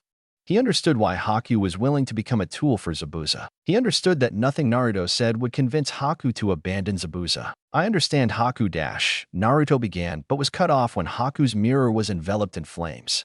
Panicked, he ran towards the mirror, worried that Haku had been hurt. As the flames dissipated, the mirror came back into view, intact and unmarred, with Haku still within. "Don't worry, my mirrors are coated with chakra. Fire of this level won't even raise their temperature." Haku assuaged Naruto, seeing him care for his well-being. On the other side of the dome, Sasuke scowled at the mirrors remaining unharmed before he headed back to guard the bridge builder as Haku's image was once more reflected in all the mirrors. "You're such a kind person, Naruto-san," Haku said as he reached into his pouch to once again draw out his saban, "but you can't truly know of my burden." Seeing that Haku was about to resume his attack, Naruto jumped back into the center of the dome to attempt to give himself a chance to dodge. From his peripherals, he saw the slightest movement to his left and released a doki from his left arm before he could fully register the stimulus. As his head turned to the left, he saw the last Senbon fly through one of the cracks in the dome, having been deflected. Before he could speak up and ask Haku to stop, another barrage of metal came from his right as Haku probed Naruto's defenses. Haku noted to himself that the defense worked on both sides before he noticed that Naruto's right arm moved slightly slower for a few seconds. Wanting to double-check, he threw another set at Naruto and watched as Naruto deflected it with his right arm. Under his breath, he counted to 5 as the arm went from limp to normal. Feeling that he had figured out the trick, Haku threw a pair of saban, only throw another pair as soon as Naruto deflected the first pair. He watched in satisfaction as the Naruto didn't attempt to blow the second pair away and tried to dodge, succeeding in evading one of the Senbon while the other lodged in his bicep. Naruto gritted his teeth as he pulled the long piece of metal out his arm. Apparently Haku had figured out that his doki needed a recharge time. He cursed his technique for needing to recharge but knew that he couldn't do anything about it right now. As Naruto saw the next barrage coming from the left, he tried to restrict the number of tenketsu he released the technique from, but partially failed. As the chakra exploded from his arm, He noted that there was still a small portion left, but not nearly enough to let him deflect the next salvo of oversized needles which ended up peppering his body. He couldn't concentrate enough as he tried to keep an eye out for the next attack. Even if he could, he doubted it would help keep Haku from using him like a pincushion. What he needed was armor. Armor that he didn't have and doubted was anywhere nearby. Thoughts of outside the dome reminded him of Sasuke's fireball and gave him another idea. Naruto allowed himself to stop and closed his eyes, praying that Haku still liked him enough not to go for a kill shot. Naruto allowed the chakra in his pathways to completely refill, trying to ignore the pain as two more Saban pierced his arms. Once his pathways were full again, he allowed his chakra to slowly seep out of his tenketsu as another set of Saban slammed into his legs. Naruto clenched his teeth as he prepared for the hardest part. His previous thoughts had reminded Naruto of the layer of chakra Haku used to protect his mirrors. Naruto tried to replicate that on himself as drew the chakra he had allowed to seep out of his skin into a tight layer covering his body, grunting his fourth set of Senbon embedded in his lower back. With a final mental effort, Naruto felt the layer of chakra stabilize into an extremely thin layer that covered his body. He was just in time as he felt the Senbon barely pierce his chest before the tenketsu nearest to point of perforation released and the Senbon went flying away. Confused, Naruto opened his eyes to see three Senbon fly towards his chest at extraordinary speed. Naruto both felt and saw what happened next. Naruto had failed at creating an impenetrable chakra layer to cover his body, but what he did succeed in doing made Naruto grin anyways. The layer Naruto created was too thin to stop the fast-moving Senbon. What happened was that when the Senbon pieced the layer, the nearest tenketsu reflexively reacted, as the layer was still attached to his chakra circulatory system and released itself to blow the Senbon away before it could pierce too deeply into his skin. What's more, because only a few tenketsu were released at a time, the recharge time was tiny. Naruto grinned as another three Senbon aimed as his back were blown away. He didn't even need to know the Senbon were coming. He didn't try to remove the Senbon that were still in him. A combination of this being a new technique he was using for the first time and his low control meant that it was all he could do to keep it working. Naruto waited for Haku to realize that he could no longer pierce Naruto as the number of Senbon littering the ground around him increased. It took a minute, but Haku apparently got the message as he eventually stopped throwing and Senbon and the mirror images disappeared until a single Haku remained in the mirror in front of him. Naruto and Haku slowly allowed themselves to calm down as the adrenaline faded from their system. Like I said, Naruto spoke softly before Haku figured out a way past his new and unrefined technique and started to attack. "I understand your pain. How could you?" Haku asked, his voice now accusatory, frustration at Naruto stalemating his best technique getting to him. "Even if you had a Kekkei Genkai, you are a ninja of Konohagakure. They praise Kekkei Genkai and would treat you like a prince." "I'm pretty sure I don't have a Kekkei Genkai," Naruto said. "And even if I did, I doubt it would help." Naruto debated whether or not he wanted to do this before deciding that it might be the only way to get a chance to end this fight without death. Naruto reached down to grab the helm of his jacket. "You told me about your curse," Naruto spoke as he pulled up his orange jacket and the shirt beneath it.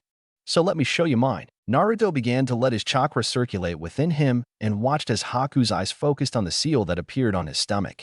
He obviously didn't know what the seal signified, Haku's eyes reflecting his confusion.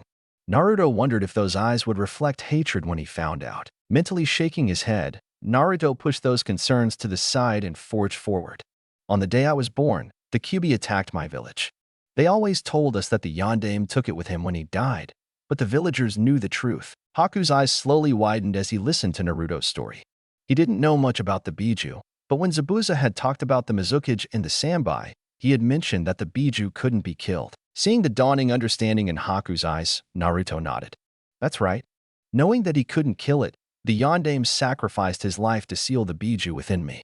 For the first 12 years of my life, I didn't know why people would avoid me in the streets, why they wouldn't let me play with their kids, and why it was so scary to look in their eyes.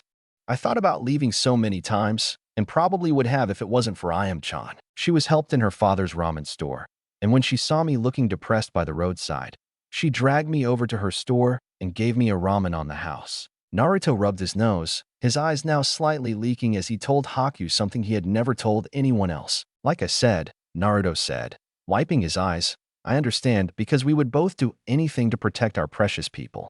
That's why I can't hurt you, because you're one of my precious people too." Haku didn't know what to do. This boy truly understood him. He understood the pain of being isolated for a reason you didn't understand, and he understood the Haku's determination to do anything for his precious people. I really wish there was another way, Haku said, not seeing a way out. Haku didn't want to hurt Naruto, but he would kill his heart and do so for Zabuza if he had to. 5 minutes, Naruto said, confusing Haku. What? Haku asked, confused at what Naruto meant by that statement. Give me 5 minutes and I'll make it so we no longer have a reason to fight, Naruto declared. Haku's eyes widened at the confidence in Naruto's, couldn't figure out how Naruto thought he could end this fight in 5 minutes.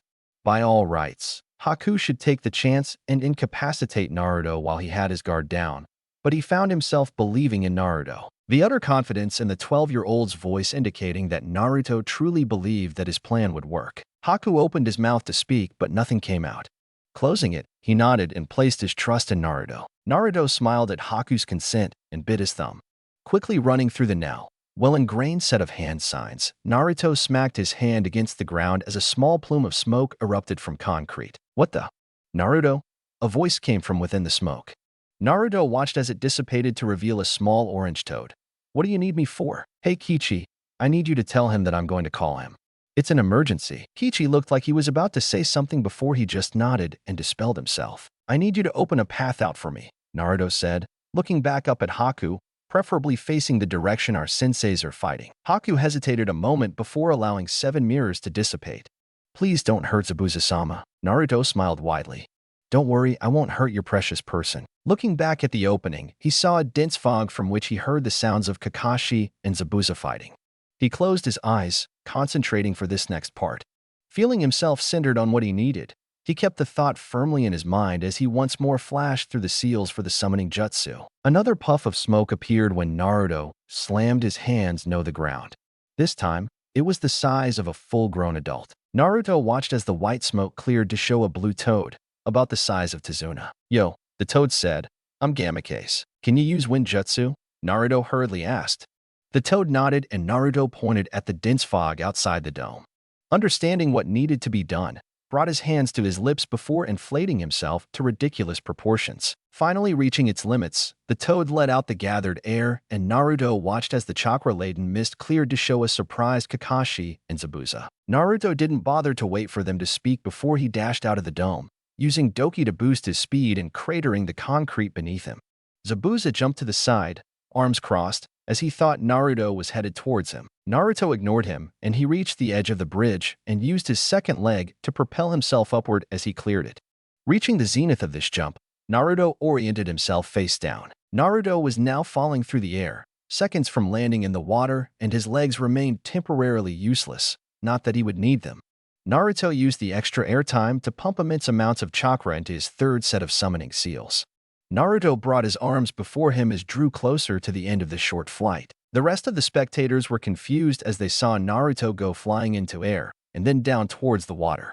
Only Kakashi had some inkling of what Naruto was attempting. As his hands made contact with the surface of the water, a huge plume of smoke erupted from the point of contact, reaching the level of the bridge and rising above it. Zabuza watched with his mouth open as the smoke cleared to show that the genin had summoned the well-known chief summon of the toads, Gamabunta. Where the hell are you, brat?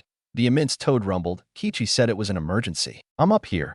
Naruto panted, reeling for the amount of chakra he had used. Gamabunta noticed that slight weight on top of his head was apparently the newest toad summoner. He debated knocking him off or making him take the obligatory test, but decided to put that off for another time. Zabuza! Naruto shouted, having regained his breath. Stop this fight. The demon of the mist raised his eyebrow at the blonde brat's demands. Oh? And why should I? So what if you summon the chief toad? He won't be any use to you in this fight. He's too big to join in. Gamabunta stayed quiet, willing to see what his summoner's plan was. It would be a good way to determine the merit of Minato's son. I know, Naruto replied, but try sensing my chakra levels. Naruto allowed his pressurized chakra to start pouring out of his tenketsu, creating a slight blue tinge around him. Zabuza didn't need to try to sense the blonde's chakra levels. Just seeing the slightly visible chakra pour out of the kid was enough to convince Zabuza that he still had a lot left. I have more than enough to summon a small army of battle toads if I want to. Naruto bluffed. He barely had more chakra than a genin at the moment. Even you would lose if you tried to battle Kakashi-sensei and the toads at the same time. Gamabunta internally smiled at Naruto's likeness to his father. He had remembered when Minato had used Gamabunta to stop a village from revolting through pure intimidation. Apparently, both father and son preferred to avoid hurting others if possible. Meanwhile, Zabuza was stuck between a rock and a hard place. If the brat really did have the ability to summon a small army of toads, then there would be no chance of winning this fight. If stood down, then it would be equally as bad.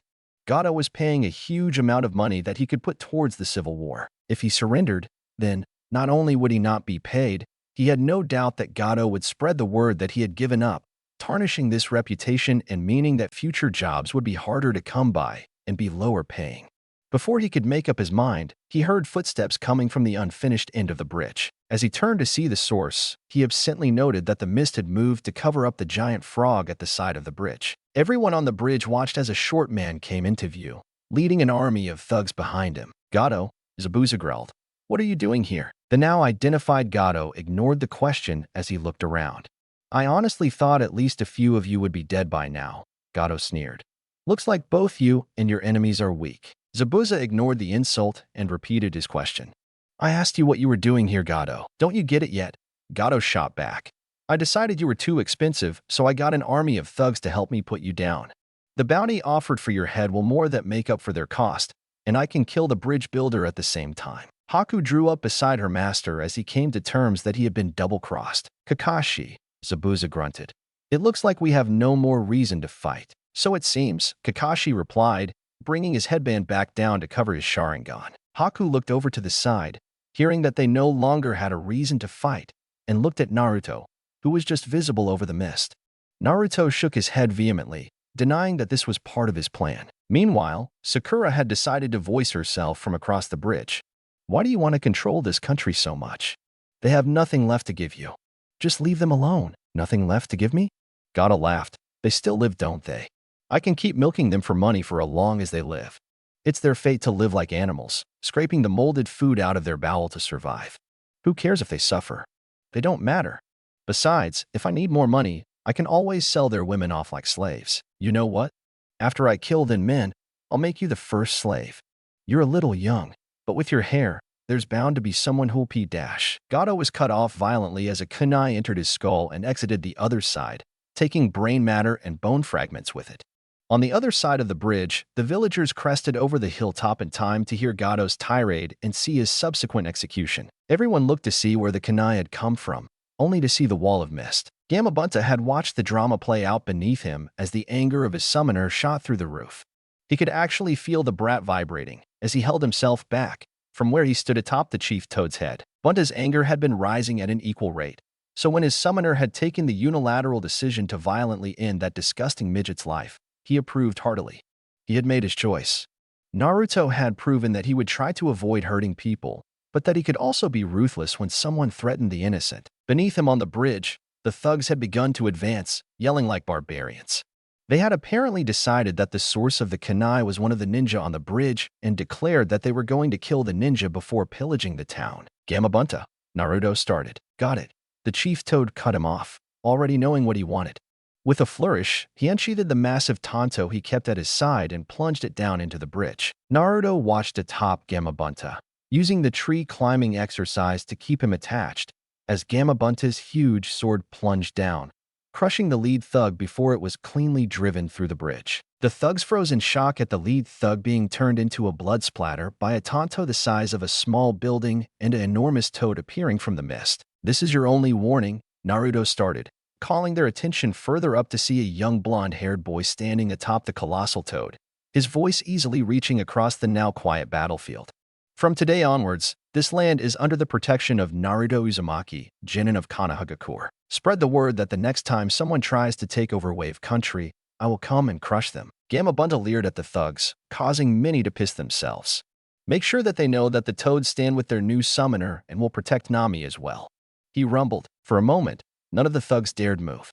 Gamabunta perceptibly tightened his grip on his tanto, and it became the signal for the thugs to turn tail and stampede back the way they came. The villagers watched as, for the first time in years, their country was free from oppression. Inari started it, but soon everyone was cheering in jubilation. Gamabunta used his tongue to take hold of Naruto, placing him gently on the bridge. I like Yugaki, the giant toad managed to say softly enough that only Naruto heard him over the cheers. Feel free to summon me until Gamma Kichi is ready. As Gamma Bunta dispelled in a plume of white smoke, Naruto let himself relax and felt himself falling backwards as the adrenaline left his system. Before he could hit the ground, he felt someone catch him and looked back to see the smiling face of Haku. "Thank you, Naruto," Haku said, his voice soft but the affection unmistakable. "Thank you for giving me another precious person." Team 7, Zabuza and Haku were standing at the end of the bridge. It had taken a bit, but with everyone's help Tazuna's bridge had been finished in record time. When Naruto had finally woken up after passing out on the bridge, he had been surprised to see that Gamma Bunta's sword had remained in the bridge. After receiving permission from Gamma Bunta, through Kichi, the villagers had decided to just keep it there as a monument to their freedom. There was only so much that needed to be done though, so eventually it was time to leave and Naruto had a heartfelt goodbye with Inari on the Nami side of the bridge before walking across it with Zabuza and Haku who were leaving as well. Haku was talking with the Jinin while the two adults conversed. "So where are you guys going?" Sakura asked Haku, who was once more in his kimono. "Zabuza-sama wouldn't tell me." Haku replied, "You're not coming with us?" Naruto asked. Haku shook his head. "Zabuza-sama and I are still missing Nin. Even if we wanted to, we couldn't just join Konoha." Naruto just pouted at that answer. "It's all right, Naruto-kun," Haku giggled. "I enjoyed the time I spent with you. I'm sure we'll meet again." Before anyone could react, Haku leaned in and gave Naruto a kiss on the cheek. Sakura cooed. "You make such a cute couple." Sakura waited for a response from Naruto, but when she looked over, she saw his completely still and pale face. "Naruto?" Sakura waved her hand in front of his face, not getting a response. "What's wrong with him?" Haku giggled at Naruto's reaction. "I think it's because I'm a guy." Sasuke, who had stayed silent till now, widened his eyes in surprise before dry heaving off to the side. Sakura seemed to have been lost in yaoi fantasy land before a shrill cry snapped her out of her daze. She looked to its source to see a screaming Naruto hightailing it in the direction of Konoha. From far away, if a civilian looked at a certain street in Konoha, they would see two orange figures moving down it at a leisurely pace. If the civilian was in fact a ninja, they'd see that the two figures were Konoha's most unpredictable ninja walking down the street with a toad that came up to his knee hopping along beside him. So, Naruto spoke to Kishi as they continued down the path. "Has Gamma Bunta gotten a new sword yet?" "It's a Tonto, Naruto," Kishi chided. "And no, Pa hasn't gotten a new one yet because it takes time to build such a huge weapon." "Nay, why you gotta be so mean, Kishi?" Naruto asked, faking hurt in his voice. "Does it really matter what I call it?" "You're one to talk," Kishi scoffed. "That poor brat ran off thinking that you were actually going to chase after him." "You mean Konohamaru?" Naruto asked. "I'm just giving him a head start. I'm a genin who saved a nation while he's still an academy student. It wouldn't be fair if actually tried." Lazy, Kishi croaked in response as his next hop shoved Naruto to the side. "I'm not lazy," Naruto cried indignantly. I'm just being strategic." "Yeah, that's it. I'm being strategic. If I let Kono run around and tire himself out, then he'll be easy to catch. It'll be a good lesson for him." Naruto slammed a fist into his other palm as if he had accomplished something monumental. Kishi just gave a throaty chuckle and Naruto responded by sticking his tongue out at him. Before either of them could bring up a new line of conversation, they heard a shout of fear from about 2 streets down and around the corner. Both of them recognizing the voice, they hurried to reach the source of the commotion. As they came around the corner, Naruto noticed a few things right off the bat. The first was that Sakura was already there. The next and more pressing was that Konohamaru was being held by some black-clothed clown with makeup on while a blonde chick stood nearby. As his ears caught up to his eyes, he heard the tail end of the conversation that the clown was apparently having with Sakura. "I'll teach the brat to respect his elders." Before the other boy could carry out his threat, Naruto spoke up. "Hey, clown face, let him go." Naruto and Konohamaru somewhat relaxing as he realized that his older brother figure had arrived. "Naruto," Sakura exclaimed, also relaxing at seeing her team member. Ever since seeing his accomplishments at Wave, Sakura had greatly increased her respect for the loud blonde. Sure, she still denied his request for a date, but she had finally realized Naruto's strength. "Great, another shorty," the Mayup boy said exasperatedly. "Well, try and make me brat, and I'll teach you the same lesson I'm about to teach the pipsqueak." Naruto bit his thumb, drawing blood, and was about to proceed to summon Gamakase. The other boy was too far away for him to use his Doki, and even if he used his piston steps, having named the speed increase he got when he used Doki in conjunction with his legs, to get next to the boy, He'd be vulnerable and wasn't sure he'd be able to get away with Konohamaru in tow. His only option was to summon a toad as he didn't have any long-range attacks of his own. Before Naruto could finish his hand signs, the boy in black cried out as something impacted with his hand and forced him to release the younger kid. Falling on his ass, Konohamaru quickly realized that he was free and ran to the other end of the street. Naruto, meanwhile, had released the jutsu before finishing it and had looked to see where the projectile had come from to find Sasuke looking cool as a cucumber as he stood on a tree branch and leaned against the trunk, lightly tossing another pebble. Naruto had never been good at sensing, but ever since Jiraiya had put that extra seal over his 8 trigram seal, he had found that he could sense when someone with large reserves got angry. Right now, there was an absolutely enormous presence on the opposite side of the trunk from Sasuke, and it was raving mad. "Sasuke!" Naruto yelled out in fear, "Get away from there." Not fully processing the command, Sasuke subconsciously took in the order and followed without hesitation, landing on Naruto's right while Sakura moved closer and stood on Naruto's left. Looking back at the tree, everyone could now see that a red-haired boy with a gourd was standing on the underside of a branch on the same tree. The boy narrowed his eyes at being discovered before vanishing in swirl of sand, only to reappear in a similar swirl by the pair at the other end of the street. "Kakuro, you're a disgrace," he spoke in a soft voice. But Gaara, the now-named Kankuro, tried to explain himself. "I was Dash. Shut up, or I'll kill you," was the impatient response. Naruto slightly shivered as he listened in on the conversation. Throughout the whole thing, everything about Gaara's posture and voice was calm, but Naruto could still feel the violent emotions that threatened to be unleashed. The other pair could apparently pick up on it as well, since everything about their body language screamed extreme weariness. "Come, let's go," Gaara declared, and the boy turned to follow, only stopping when the, till now, silent girl spoke up. "Wait," she said, bringing the 2 boys with her to a halt. "What's your name?" "Why should I tell you my name?" Sakura shot back. "I wasn't talking to you, Pinky," the blonde girl scoffed. "I meant your teammates." Sasuke narrowed his eyes before responding. "Sasuke Uchiha." "Oh," the girl exclaimed as the red-haired boy started to look interested. "So you're the last Uchiha? And what about you, Whiskers?" Naruto scowled at the nickname, annoyance temporarily overriding caution as he yelled back. "Naruto Uzumaki, Databeo." "Really?" Kankuro asked, confusing Naruto with the sudden interest in the eyes of the other nin.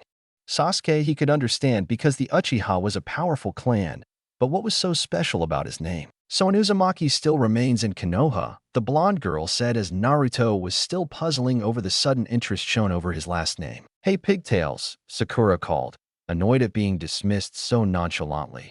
"What are Sunanin doing in Konoha?" "My name's Tamari Brat," the now identified girl yelled back as her eye twitched in annoyance before she calmed herself. "And we're here for the Chunin exams." Before any more words could be exchanged, Gaara once more spoke up, apparently having grown bored. "Tamari, Kankuro, let's go." His 2 teammate nodded in acquiescence before jumping away.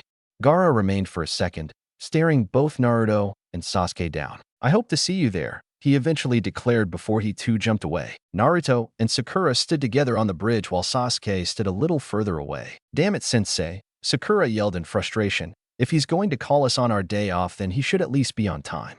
We've been waiting here for an hour already. We should be late too if Sensei is always going to be late," Naruto declared, trying to back Sakura up. Sakura merely spun around and bonked Naruto on the head.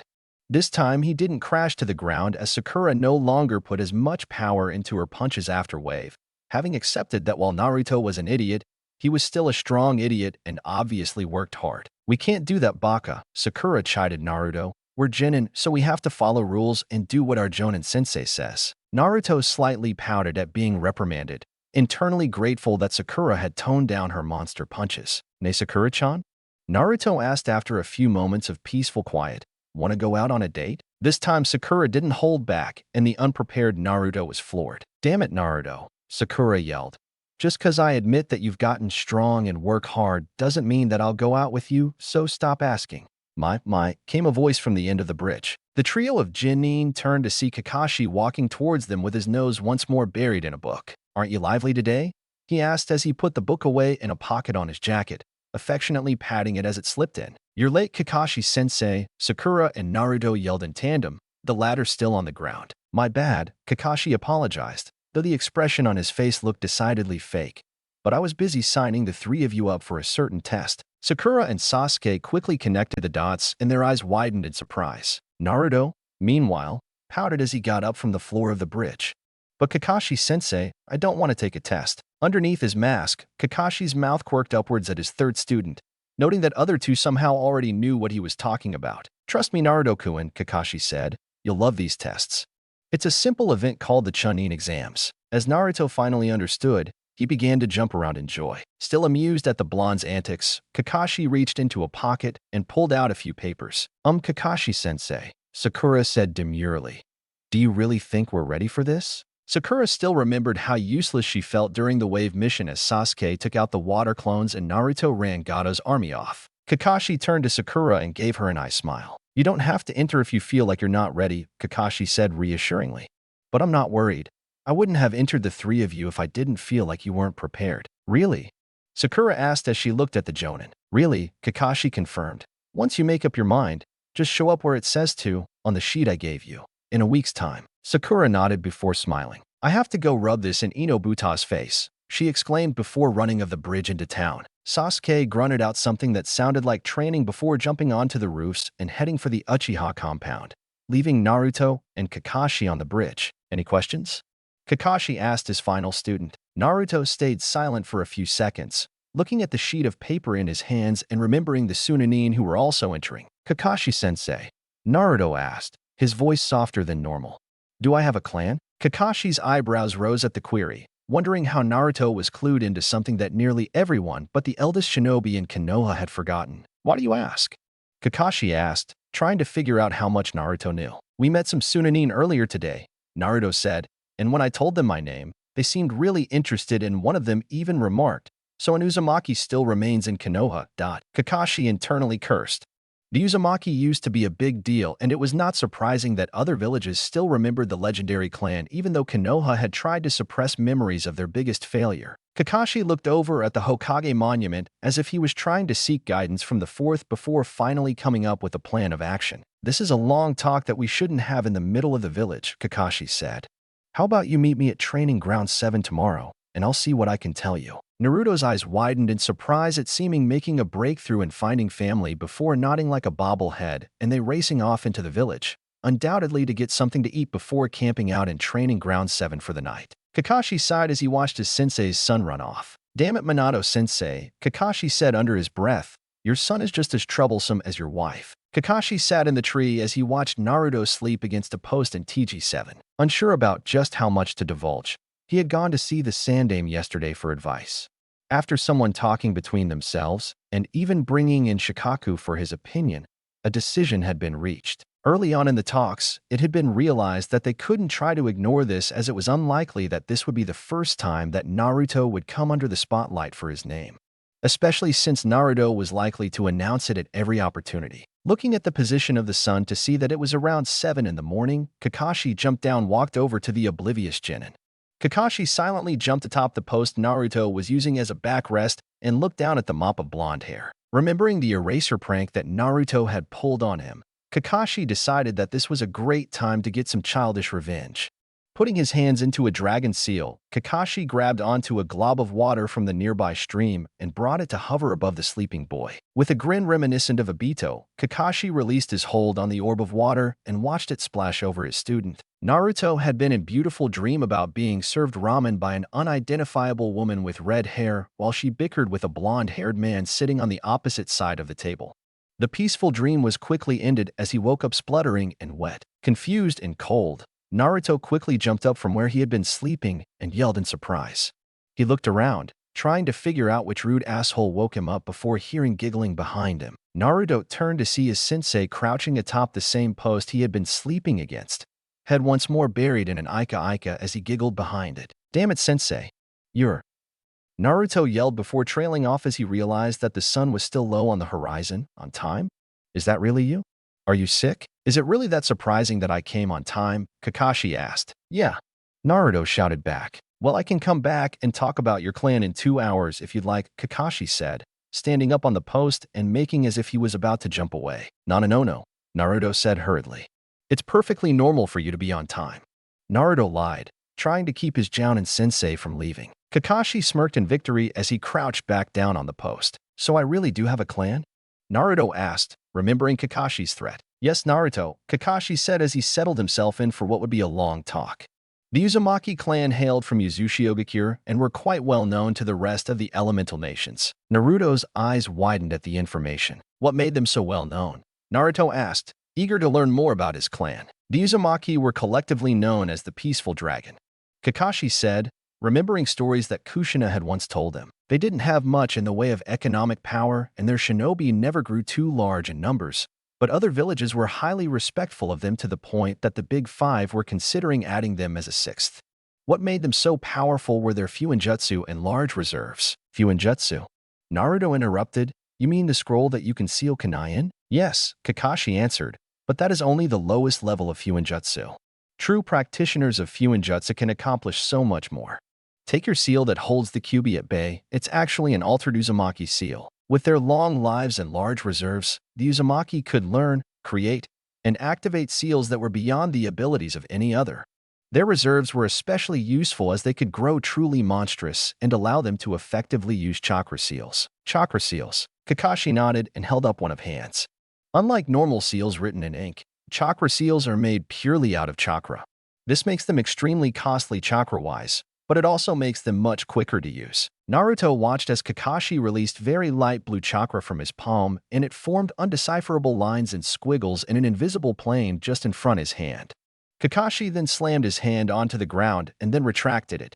Naruto saw that where he had slammed his hand, the same set of lines and squiggles appeared on the ground. As you can see, Kakashi continued after his demonstration, as long as I have the seal firmly grasped in my mind, I can create it out of my chakra and place it on any surface at contact.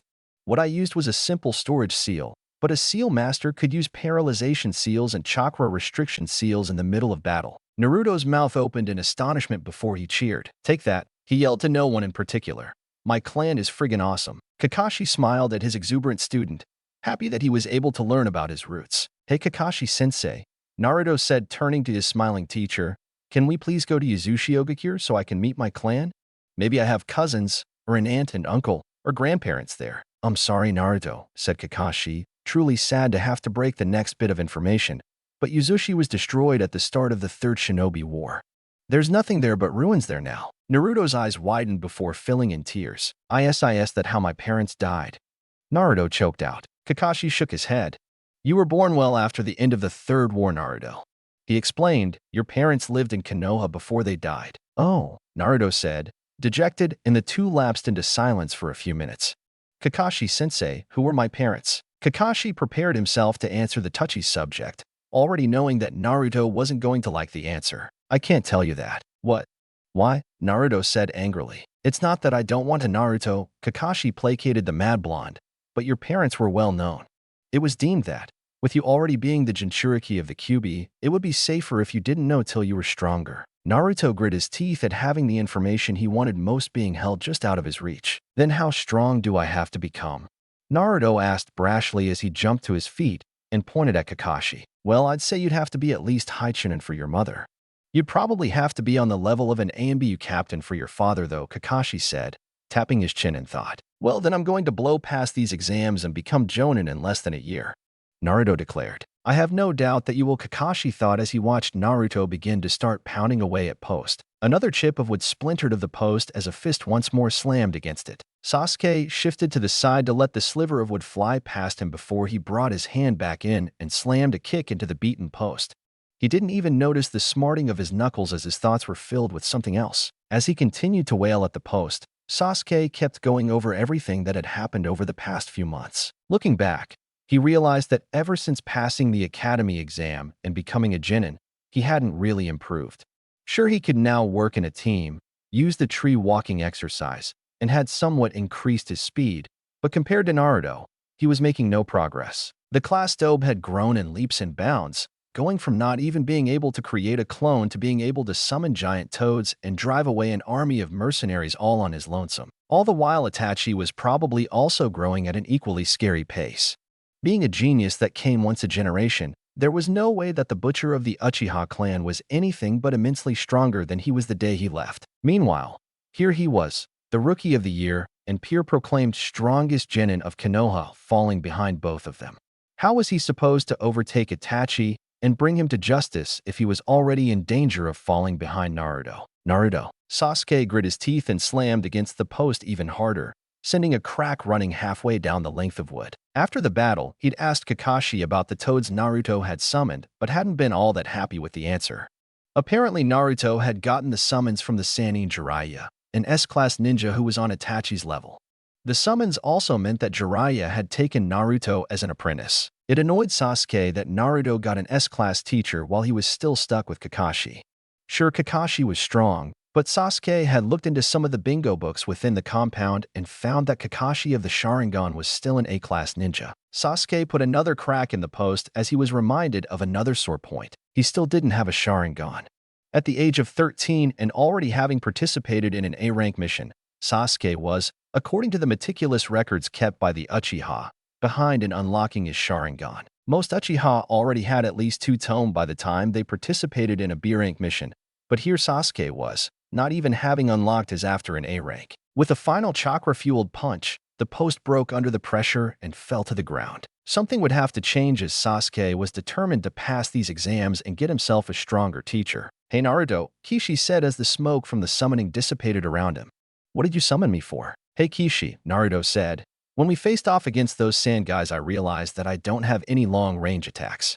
I decided to start learning some and thought you'd like to train with me." "Sure," Kishi said. Naruto smiled at that before putting his fingers in a T shape. With a poof of smoke, 3 Kage Bunshin appeared and looked to Naruto for instructions. "I want you guys to go off to the side and practice that shield thing I did when I fought Haku. I want to at least be able to move while using it." The 3 clones nodded before jogging off to a faraway section of the clearing. With the clones gone, Naruto bit his thumb and once more used the summoning jutsu. Kakashi had said that he wouldn't be able to teach Naruto any long-range techniques as he was used to working up close and personal. Not knowing anyone else he could go to learn long-range techniques from, Naruto turned to his only other option. Naruto slammed his palm on the ground and stood back to watch as the smoke cleared to reveal his latest sensei. "Hey Gamma-case." Jiraiya stilled his breath as he crouched down behind a bush at the edge of the clearing, his eyes trained on the single figure sitting lackadaisically on the porch of a small hovel. The Toad Sage was currently deep in land of rice fields, attempting to gain information about the recently declared Sound Village. After spending some time snooping around the daimyo's mansion, Jiraiya got unlucky and followed a messenger Nin back to the entrance of Sound. Unfortunately, it turned out that Sound kept itself hidden by keeping the entirety of the hidden village underground, with a single visible entrance. Jiraiya knew he wouldn't be able to get through unnoticed as it was well manned, and there was no civilian traffic for the white-haired man to blend in with. Jiraiya had attempted to enter the village via an earth jutsu but had been stymied when he realized that the tunnels below were lined with seals that he couldn't quietly dismantle without being on the other side. Following alongside the tunnels, looking for gaps in the ceiling, Jiraiya had found a tunnel branching away from the village. Following the tunnel for a few miles, he had eventually found the apparent back door to the village and was now staking it out. Using low levels of senjutsu, Jiraiya boosted his sensing range and was able to get a feel for the opposition. There were a total of 3 guards that he would need to get past. The first was the rather inattentive man on the porch, with the other 2 being a similarly bored pair within the house. Smiling at how easy this would be, Jiraiya quickly got to work. The man sitting by the porch was able to see the blur that jumped out the bushes at the edge of the clearing, but he wasn't able to make a single sound before a thin needle slipped between the space in his spine where it connected to his skull. Nearly instantly, the guard felt himself go numb and become unable to control his limbs or vocal cords. Jiraiya smiled at the effectiveness of the drug he had coated the specially designed Senbon with. Tsunade might remain unwilling to talk to him cordially, but Shizen was always willing to help her master's teammate. As Jiraiya turned from the slumped ninja, he tried to decide how to take care of the other 2 guards that remained oblivious within the hovel. Deciding that discretion was the best choice of action, Jiraiya just a slight amount of lightning chakra to shock the first guard's vocal cords into the producing what could be construed as a shout of surprise.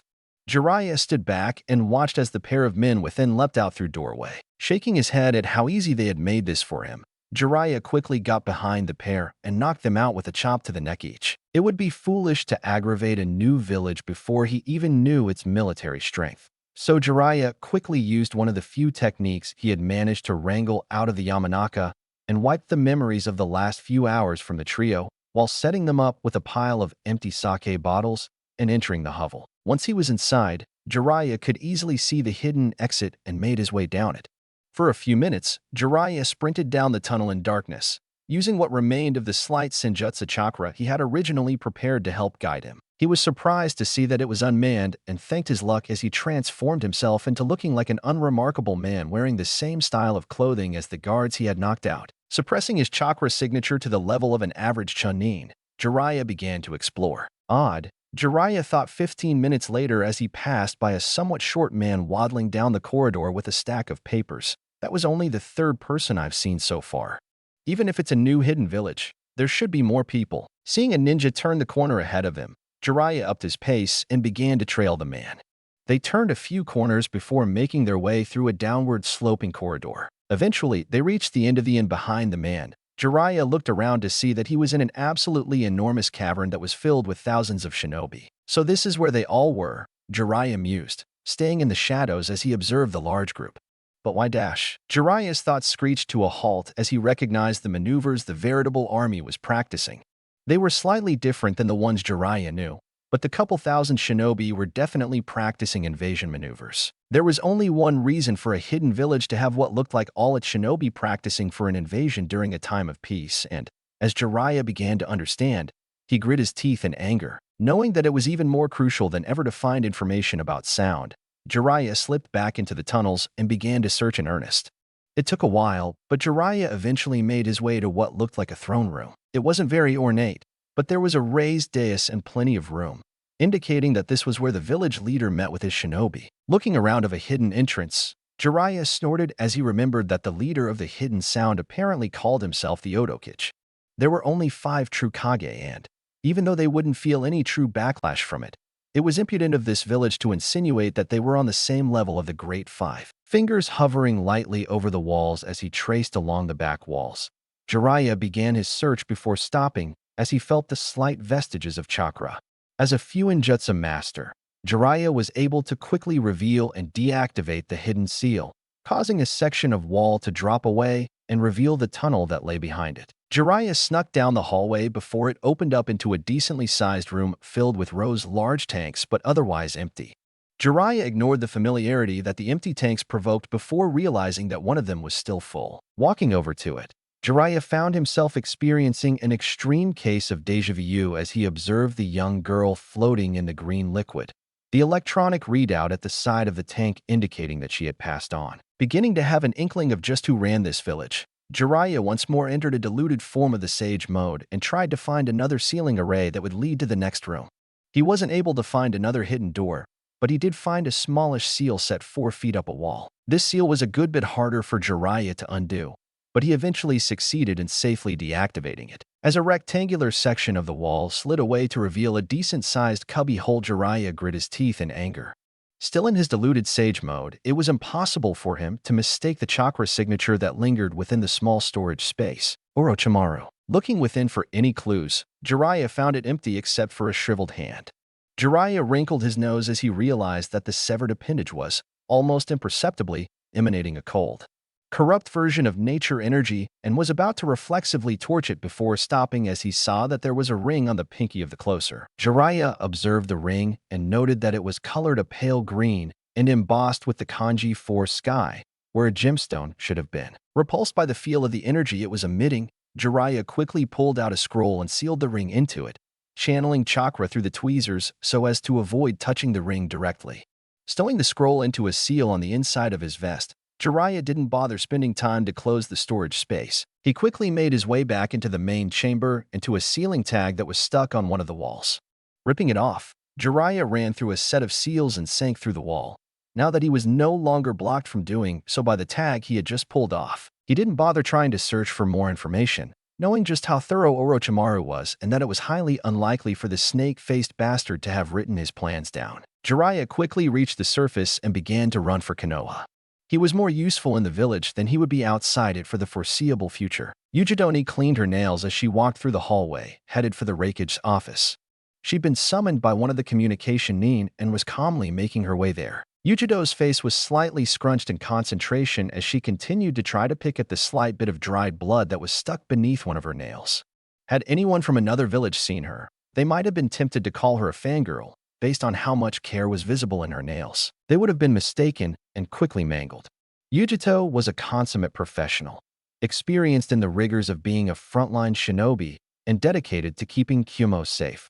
She just had a little bit of a complex over her nails. No one truly knew the reason for it, but most just agreed that it was an influence of the two-tailed cat that was sealed within her and then hid in fear whenever someone chipped one. Eventually, getting out the last of the blood, the Kumo Jonin smiled slightly before once more clearing her face of expression and opening the door to the Raikage's office. Looking up from reading mission reports, the muscle-bound man sitting behind the only desk in the room saw Yujito standing in the doorway. "You needed me, Raikage-sama?"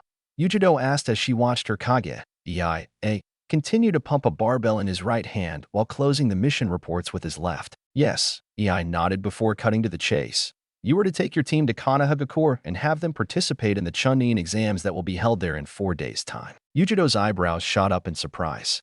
She had been prepared for the brusque manner of the Yondaime Raikage, but this completely threw her off balance. Years ago, when she had believed herself to be a mere tool of Kumo, she would have simply followed the orders. Then she had met B, the other tool of Kumo. On such short notice, she asked, internally remarking that her interactions with the Eight Tails Jinchuriki had definitely changed her. "Yes," Ei said, continuing to pump his barbell as he looked out the window towards where Konoha lay. "I've already had the paperwork processed and gotten you and your team clearance to quickly pass through the borders. But I thought we had already declined?" the Jinchuriki questioned. "Officially," Ei gruffly explained, "we are rescinding our previous statement because we have learned that the clan heirs of many of Konoha's strongest clans will also be a part of the exam and wish to pit some of our best genin against them." "And unofficially?" Yujito asked, having picked up on Ei's wording. For a few seconds, the room remained still save for the methodically moving right arm of Raikage. Yujito thought that she was going to be denied that information and had decided to leave and get her team on the road to Konoha. Before she could speak up and ask permission to exit, she stopped herself as Ei reached out with his left hand and pumped some chakra into a small seal on the edge of his desk. A moment later, the seal glowed blue before thin lines shot out from it and connected to seals scattered along the walls, door, and windows before they all faded away. "Unofficially," he started, this time his voice carrying none of the impatience it usually did, "we have received information that an Uzumaki remains in Konoha." Sasuke's teeth ground against each other as yet another team passed by him and entered the academy. Next to him, Sakura was in a similar state of annoyance, not even in the mood to discreetly ogle Sasuke. The pair of rookies were currently waiting outside the entrance of the academy for the third genin of Team 7 to show up. It was currently 9:30 on the day of the Chunin exams, while they weren't necessarily late. The exam was to start in 30 minutes, and they had originally planned to be waiting in the designated room 301/8 so that they could have plenty of time to scope out the competition. Sasuke watched the clock in the reception area of the academy as it slowly kept ticking until it was 9:40. Turning back to the pathway leading up to the building, he was seconds away from deciding to simply go to Naruto's apartment and drag him out when he observed that a mop of blonde hair was finally making its way towards him. Watching the whiskered boy come to a stop before his teammates, Sasuke got ready to watch Sakura take out her anger on the source of their mutual frustration until they both noticed that Naruto had his head hung low and was oddly quiet. Concerned, Sakura bent down and looked at her teammate's face to see that his eyes were closed and had bags beneath them. She was about to tell Naruto to open his eyes before she was startled by a loud buzzing. Sakura straightened up and looked around to try to figure out where the sound was coming from. Another buzz a few seconds later clued her into its source. Incredulous, Sakura realized that her teammate was literally asleep on his feet. Sasuke, for his part, was equally surprised at seeing his normally hyperactive teammate in such a condition but pushed the shock to the side as they were running out of time. "Dobe, wake up," Sasuke commanded as he stepped forward and tried to wake Naruto up by shaking him. Without a hint of warning, Naruto's arm swung at Sasuke and the raven-haired boy was nearly hit, managing to get out of the way of the backhand just in time thanks to his above-average reflexes. Missing its target, Naruto's hand continued its swing heading for one of the pillars that held up the overhang in front of the academy entrance. Sasuke subconsciously prepared himself for his teammate to start yelling in pain as Naruto's hand got close to the cement structure. Instead, Sasuke felt a familiar pulse of chakra just as the blonde's loose fist made contact with the pillar. Sasuke clenched his fist as he brought his arm up to his face so as to protect himself from the chips of cement that were now headed for him. Once he felt that the impromptu stone shower had passed, He brought his arm back down to see the shallow indent that Naruto had made in the pillar. Damn it, Sasuke thought furiously. That would have hurt. Stepping forward to end the fight that he thought Naruto wanted to start, Sasuke's jaw mentally dropped upon seeing that Naruto was still sleeping. Did Naruto just reflexively dent a cement pillar? Sakura asked from behind him as she noticed the same thing. Sasuke merely nodded in response. Great, fumed Sakura, stomping her feet in frustration. Now how do we get to the exam room in time? Before he could come up with an answer of his own, Sasuke realized that Kakashi was crouched on the overhang above them and merely pointed at the Jonin. Yo, Kakashi said, the amusement obvious in his tone. It seems like you have a bit of a problem. Can you help us? Sakura asked. Jonin-sensei really isn't supposed to interfere in the exam. Kakashi replied. Clasping her hands, Sakura tried to reinforce the request with what her father liked to call her puppy eyes kenjutsu. Kakashi pretended to muse over the request for a few seconds before giving his answer. Say please and I'll help my cute little Jinin one last time before the exam begins. Please, Sakura said nearly instantly, wanting to get to the room as soon as possible. When no second please came for her Uchiha teammate, she looked over to see that he looked slightly pained. It wasn't so much that Sasuke was too arrogant to say please to a man like Kakashi, but more so that he was annoyed that the first time he'd be using the word in over 5 years would be for something as trivial as asking his sensei to wake up his teammate. Before he could grunt a negative to his sensei, he saw that the clock inside the reception area now read 9:50. Realizing that time was running out, he forced the word through his lips. Please. Despite the tone of response, Kakashi apparently decided that it was acceptable.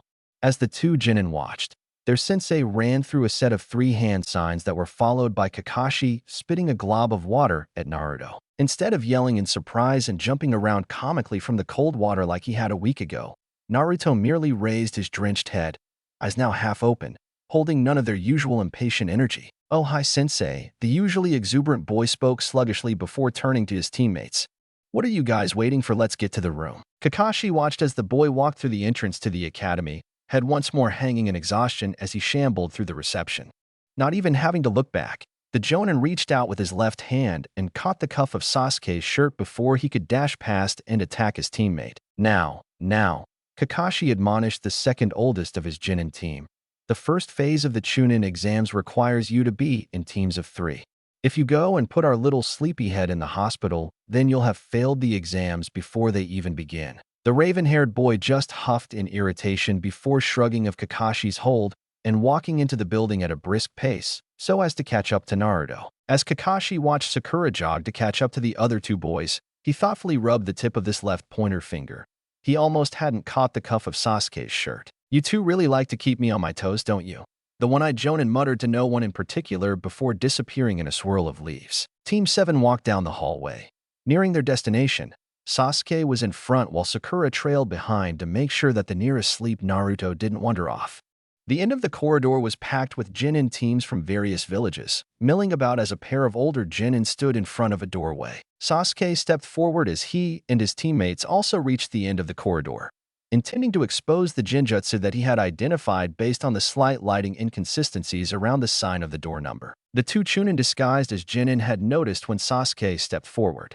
Based on the confidence reflected in his body language and the way he had looked at the fake rune number, they could easily tell that he had figured out the Genjutsu and was about to call them out on it. Had he come 25 minutes ago, they would have let the boy put a target on himself by revealing the trick. Now though, there were only 5 minutes until the official start time for the exam. It was like sending lambs to the slaughter to allow any teams that still hadn't figured out the Genjutsu to continue on and likely get themselves killed in the second phase if they somehow made their way past the first. Wanting to save some lives, even if they were from other hidden villages, one of the Chunin prepared to dash forward and engage Sasuke before the Uchiha could speak up. Before either party could initiate their decided course of action, they were prematurely halted as Naruto simply walked between them and towards the stairs. Looking between the pair older Jinin and Naruto, as he obliviously trudged up a set of stairs, Sasuke eventually decided that it simply wasn't worth it and followed his blonde teammate up the stairs with Sakura still taking the rear. On his part, Naruto hadn't even registered the Genjutsu nor the false Jinin that was about to attack his teammate. Naruto had simply stumbled on an autopilot as his exhausted body simply followed the path to room 301 it had once trudged during Naruto's first year at the academy. As the trio finally reached room 301, They entered to find that it was packed a huge number of genin, some sitting at the desks while others milled about at the front of the auditorium-style classroom. Seeing teams 8 and 10 talking to some unknown genin with glasses, Sakura grabbed Naruto and led him over to join their peers as Sasuke followed behind her. Sasuke-kun! Ino squealed as she caught sight of her crush, though it was oddly strained as if she was trying to keep quiet. What's wrong with Naruto? Kiba asked as he too caught sight of the final rookie genin team. He's really tired for some reason, Sakura replied as she held onto the shoulder of Naruto's orange tracksuit to keep him from wandering away. Is he sleeping? Kiba asked incredulously as the blonde started to snore next to Sakura. Yeah, Sakura groaned as she realized that her teammate had once more fallen asleep while standing. Just don't try to wake him up. Why not? Choji asked as he munched on a bag of chips. Oh, hi Sakura. Ino interrupted with a fake smile before Sakura could respond. I couldn't see you there with your enormous forehead in the way. All that rolling around in the mud must be affecting your eyesight, Inobuto. Sakura growled back, causing the other girl's eye to start twitching in anger. That's enough, you two, drawled Shikamaru as he stepped between the troublesome girls before either of the two preteens could start a catfight, physical or verbal. We've already drawn enough attention to ourselves. Kabuto's been kind enough to share his info, so let's listen up. Thank you, the silver-haired boy said, adjusting his glasses. Like I was telling you, I'm not that great of a frontline fighter, so over the past few months, I've collected an extensive amount of information about the participating genin from each of the various villages. I have detailed summary for all of them except the team from Kumo sitting in the corner as they registered extremely late and I didn't have time really get all that much on them. The three teams of genin, sans Naruto, turned look at Kumonin Kabuto pointed out before choosing to ignore them for now as they seemed engrossed in a silent, but apparently heated discussion. Overall, Kabuto continued as the younger kids turned back to him. The biggest known threats are the team from Suna, due to their track record of coming back from each of their missions without a scratch. And the Kumo team as the Raikage was apparently confident enough in them to send them on their own. Conversely, the teams from Kusa and Odo are unlikely to be too big of a problem as they come from small, and, in the case of Odo, very new hidden villages. A clatter rang out from the far side of the room as Kabuto voiced his low opinion of Odo. Looking to see what it was, they were able to see that one of the Odo-nin had taken offense and had knocked over his chair as he sprang towards the insulter. Kabuto's eyes widened at the incoming retaliation and prepared to dodge out of the way. Since the moment that the chair had fallen over, every single genin had their eyes locked on the imminent conflict. To the trained ninja, time seemed to slow down as the bandaged Odo genin neared his target. 5 feet away from Kabuto, the entire room widened their eyes as a new variable entered the equation. During Kabuto's speech about the various teams, Naruto momentarily woken up and, seeing that there were chairs and desks, slipped out of his jacket so he could head for them. Falling asleep only a quarter second later while his body continued forward to its programmed destination. Over 100 genin watched as Naruto's path put him directly between Kabuto and the Odo-nin. Cursing at the boy for getting in the way, the Odo-nin swung past Naruto's head knowing that he didn't need to make contact with Kabuto for his attack to work. Kabuto and the rest were confused at the Odo-nin's actions, but before even Kabuto could react to his new, unexpected nausea and the surprise of having the lenses in his glasses crack, everyone's attention was instead drawn to a different event. The Melody Gauntlet, wielded by the Odo-nin known as Dosu, utilized extremely high-pitched sound to disorientate targets.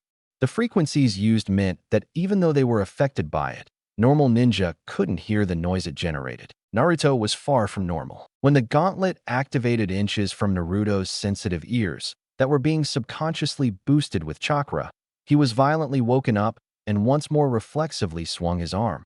This time it connected. Eyes wide in surprise, Dosa felt the air be forced out of his lungs as he was sent flying into the ceiling, his upper back smashing against it, before gravity once more asserted its control and sent him crashing to the floor before he could brace himself. The room was silent, everyone staring at a confused Naruto who was frantically looking around and trying to figure out just what the hell was going on. That's why, Sakura said softly, finally replying to Choji's earlier question as he stood frozen with a chip hovering before his open mouth. Bruised but otherwise okay. Dosa snapped out of shock and was about to attack Naruto when smoke began to billow from the very front of the room and then dissipated just as quickly to reveal a bunch of ninja wearing canola flak jackets as they stood behind a scarred man in a black trench coat. All right, Magos, the man in front boomed, grabbing the attention of the few who were watching Kabuto throw up in the corner. My name is Abiki. I don't know what horrible things you've done in your life to mess up your karma so badly and honestly don't give a damn. I will be your proctor. What? Sakura screeched along with many of her fellow genin. You pass, repeated Abiki. The final question wasn't really a question but more of a test in itself. Those of you who pass the next two phases of the exam will become chunin. As chunin, it will be your job to lead teams of genin or participate in crucial missions. Missions which we can't have you running away from just because you're scared of injury or death. Only those of you who had the guts to face a life-altering situation deserve to pass. The final portion of the first phase. Before anyone could speak further, the windows shattered and a blur shot through them. Bringing down their arms from covering their faces, the genin saw that the source of the commotion was now standing at the front of the room, wearing a beige trench coat and having put up a black banner. All right, genin, this is no time to dash, the lady began to shout before having to dodge the kunai that passed through where her head had been and then tore through her banner. Looking to the back of the room, everyone could see that its source was obviously the angry genin standing up from his seat. Damn it, Naruto yelled, annoyed at having been woken up. Just be quiet and let me sleep.